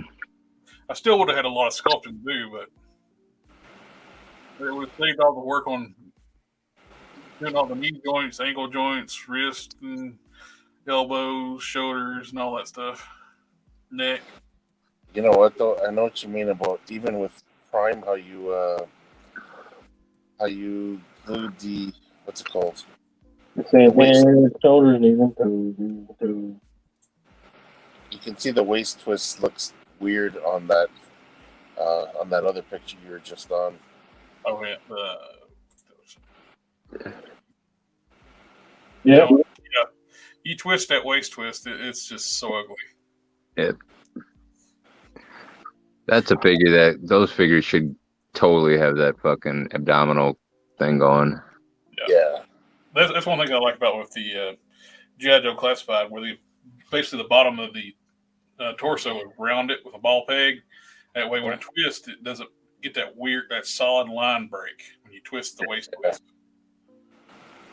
Yeah, no breaking on the sculpt. I got one right here. I got the. By the time they get around to doing that, we're all going to be either in the grave or just don't care about collecting anymore. Yeah. With Zartan here, I got the body. You use that waist twist, and it's rounded, and it don't break the sculpt any. I don't know where is that line? Where is that? I don't care about collecting anymore. I'm talking about when we're damn near mid-40s. like 70 or 80. I'm gonna be like, man, I'm too old for this crap. Man, our figures didn't have. I'd be more worried about my damn meds and my damn wheelchair and my applesauce. That's what I'm saying. Have my grandkids push me around Walmart toy section in my wheelchair. Shoot, by that point, brother, we're gonna be looking at about $100 a fig. We put $160 in Canada. Yeah. You putting your figures up on the shelf. My hip. I'm gonna be the reason that the toys are all over the floor in the aisle. She's using the Shriek body too. Yeah, the legs are way better on that tree. The Shriek. I love you like peanut butter. They actually finally got the proportions right on female bodies with the Shriek. Yep. So you happy about the street body, huh? Oh yeah, it's great for like just even if you want to do like upgrades for older figures. Well, just I found it. Upgrade that Wasp. I was like, I got a bunch of these Shrieks. I'm gonna pull Wasp off the ship and upgrade her. I wish they would have had that body, the Shriek body on that that X-Force 3-pack for Domino. Domino and yeah. Well, actually, Copycat, because it's not really Domino. They just label it as Domino. It's actually Copycat. Also, too, Psylocke should be on this body. Yep. Was Copycat able to copy abilities? How was she able to? That I'm not 100% sure. I'm not sure if she actually has the ability to copy your abilities or not, but she did a pretty good damn job while she was doing it. So she must have been able to mimic the abilities, too. Yeah, but Domino's is such a peculiar power set, you know? Yeah, because I mean the guns and whatnot, that's one thing, but her, what is it? Luck. I guess like luck, essentially. Yeah, kind of like Gambit, or not Gambit, but Longshot. Yeah, the same thing. Show. Well, like Scarlet Witch, her original power was like basically probabilities, like X power. Yeah. Later on, they gave her like super upgrade where she made her like uber powerful. But oh yeah, yeah, she's like the most powerful person in all of Marvel. And then I think they nerfed her down for a bit. Deadpool 2 actually captured the luck element really well. Yeah, The domino. they really did. I really like those two sequences where her powers are on full display. Yeah, like on the whole truck thing, and oh my god, everything. And all The, this shit's going on around her, and she's just walking through it. and the mirror, what was it? The mirror of the truck. Like everything just added up perfectly. Blinding Cable while he was trying to shoot. All those people, all the X-Force people got killed horribly. Before the mission even started, just jumping down the plane. That was funny though, and I was surprised Brad Pitt actually he walked in there just to film that one part, eh?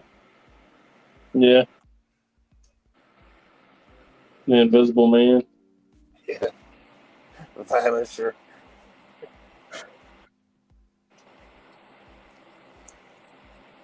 I remember watching Tropic Thunder and then seeing the credits that Tom Cruise was in, and I was like, where the fuck is Tom Cruise? I finally found him. I was like, holy shit. They ever give us a Smart Hulk. Black tank top, brown pants, black shoes. I think it's the most iconic look for them. Yeah. I think the pants, if you want my harsh opinion, I think the pants are a little bit too short. He's a little Steve Urkel. Well, that's why I paint the ankles black. That way, it don't look like he's wearing shoes without socks. Make him look like he's got boots on. I can lengthen those pants for you a little bit. They look good. They still look great, man. Yeah. I mean, if you like them, if you happy, I'm happy, baby. But, you know, if you want them a little bit longer, pants are the easiest thing I make. Yeah. Well, actually, probably wouldn't be a bad idea for. I needed make a mold and cast those boots. I want to have so many shoeless juggernauts and stuff like that, and do some pants on figures. That actually probably be kind of cool. And cast the boots and wear them and I like the extra height the juggernaut boots get the body too. Yeah, it's okay. It's okay. It adds quite a bit of height to this body just by putting the juggernaut boots on there. Yeah, no, that looks the difference is amazing. Let's. Yeah, maybe later on, a little bit longer pants and a little bit darker brown. Yeah, I wound up and bought some brown when I bought all this stuff. Let me cut this and I'll go get the brown. See what you think. This is the same thing about Copycat being able to mimic her powers, because her powers are primarily shape shifting. Yeah, Copycat's shapeshifter, right? As I understand it, look, my X-Men stuff is bad. I don't know a lot about X-Men. Yeah. I can tell you anything you want to know about Iron Man and Spider-Man, though. Yeah, I mean her ability is above Mystique's, but she can't copy them completely to include their powers, so she never had her luck power. I'm just gonna go get the materials. I'll be right back. Hold tight, all right? Yeah, I ended up getting that box set, that 3-pack with a Quake and the different Domino, whatever, Copycat.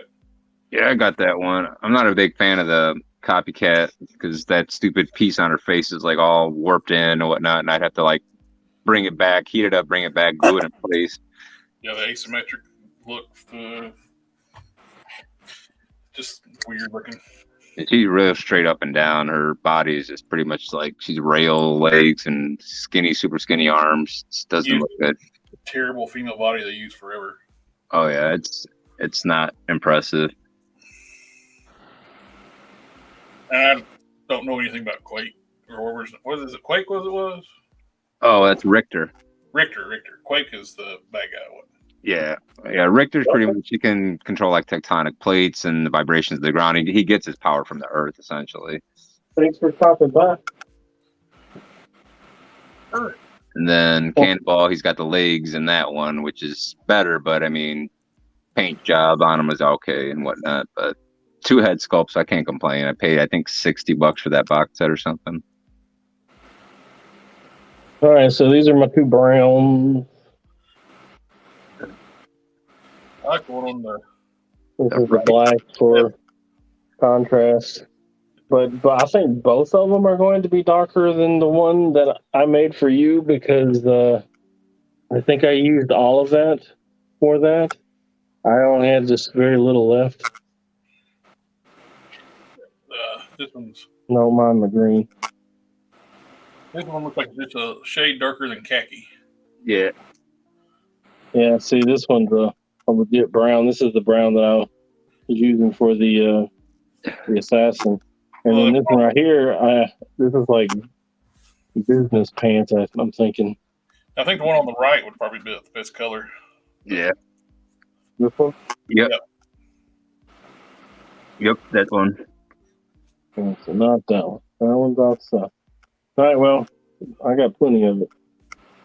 My dude. No problem.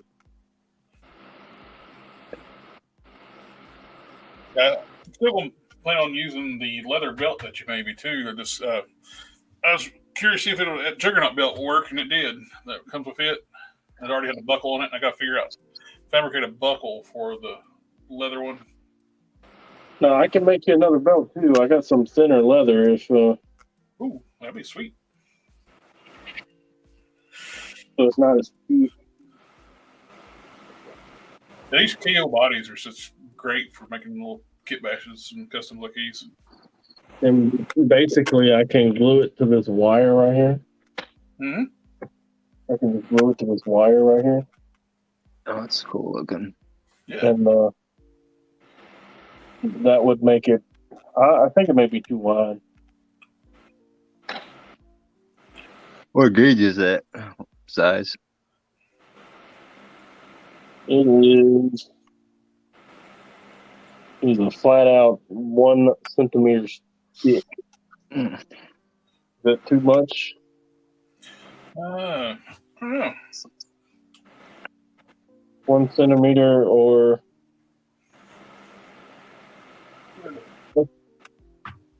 What's the other belt?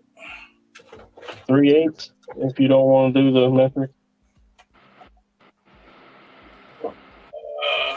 I have to look at it and see it right now. Where did I leave that belt at? I had it earlier. I can't keep up nothing. I know that feeling. I hit her like stared at it earlier. It's like, where's my clear coat? I stared. It's like, no, it's on here somewhere. It's like, it's a taller bottle. It's like, surely I can spot it. It just happened to be turned like on its side. So I was like, look, it's one of the taller ones. I want to put a little bit of clear on the eyes on here. I want to tone down try to get the sheens to match better between the two. So I ended up hitting it with a little bit of semi-gloss, which was too shiny. Then I just lightly misted it back over with matte, and I got the finishes pretty well matched. That's really good. So after that, I needed to re-gloss the eyes. So that's my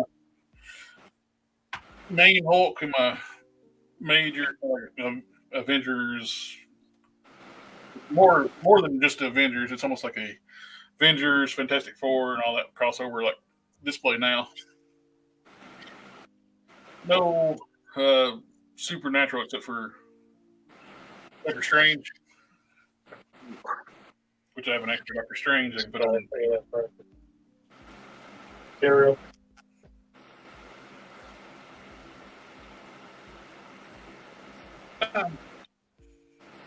I do have this other wire. Oh. Sorry, not to change subject back. No worries.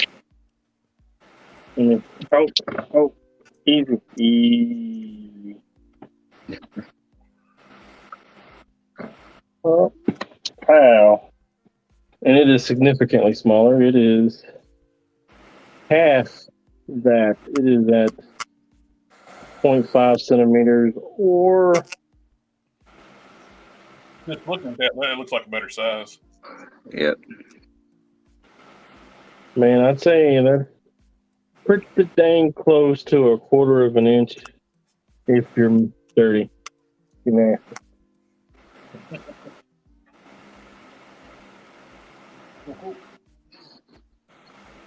So yeah, I'd just be able to take a long strip of this and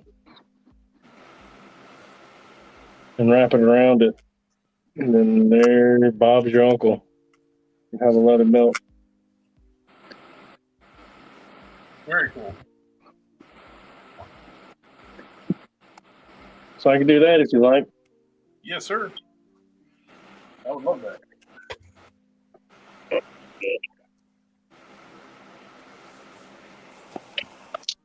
Ooh, Bob. All right. I think about that time. We've been on here for 3 hours and 16 minutes. Oh Yeah. shit. Time to call it a Man. night. Flies when you're having fun, right? Yeah. I got to the point where I'm comfortable with Prime to clear his flesh tones, get that ready for, after that sets, mask it off, then I can do the gold. And I can also do, before I do the clear on the forearms, I'll get do the tattoo on the side of the bicep and the arm hair. So I fixed up these water slides. They're not as good as my previous water slides. I lost that. We had a better printer at work. Now we got a crappy printer, and it's hard to get access to sometimes. So these are not as good as my previous water slide decals. The rollers, the ink sticks to it, and it screwed up a lot of stuff. I still got stuff that's usable. I can use some of the arm hair stuff. I can use the tattoo. I think I can use the majority of these eyes too, which come in handy painting. I think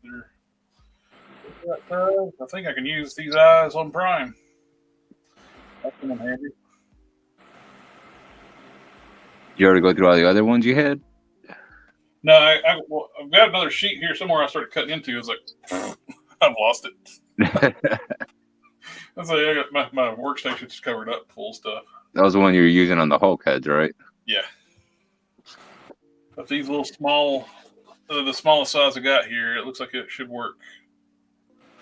It may work for Prime. Got brown eyes.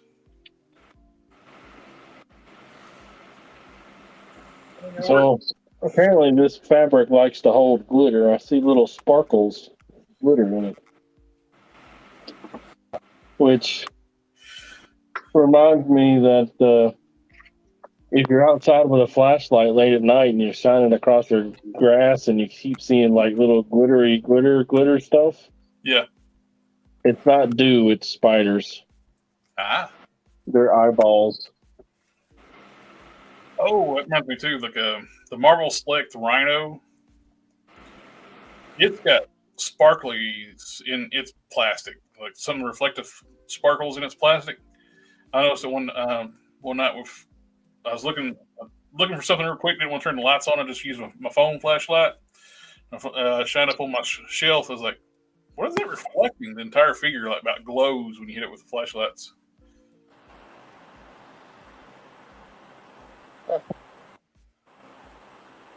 Alrighty, fellas. Thank you again for coming out and hanging out with us, hanging out with me and talking. As always, thanks for having me. Oh, I'm I glad. appreciate you having my little podunk little operation here. Oh, I got. Looks like my workstation exploded, so you're doing good. My two little furry visitors. We got people winding down to you in our stream. If you're still listening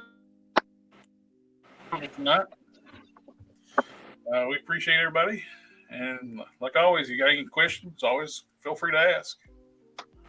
Yeah. If you got any questions about this stuff, I'll be happy to answer. There is no trade secrets with me, man. It's hard. And if you want to try it, I'll tell you how to do it. Don's contact information is down in the description below the video. Don Sawyer.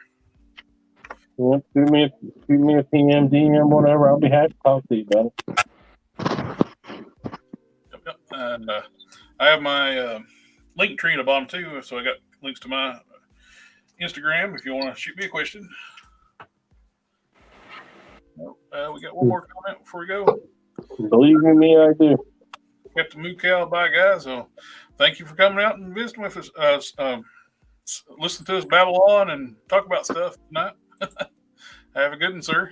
All right. Have a good one, guys. Please like, share, comment, subscribe. It helps.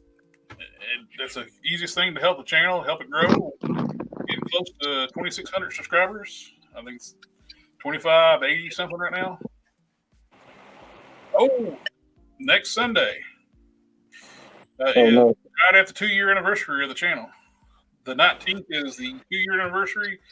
Our next stream, WIP IT Sunday Live, on the 18th. I think it's the DaGobi's 9-year anniversary. Is DaGobi's birthday too? Oh yeah. What'd you say, Don? What year anniversary?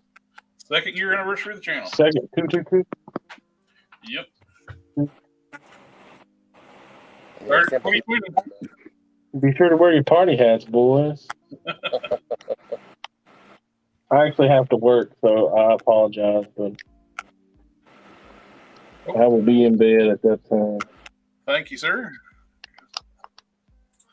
Well, I'll be there with you in spirit. I'll just leave my phone and camera on. You can just sit here and look at my sewing machine. How about that? there you go. All right, guys. Thank you again for coming and hanging out. And we're going to go ahead and shut her down for tonight. And have a good one, sirs. All right. Later, guys. Good night.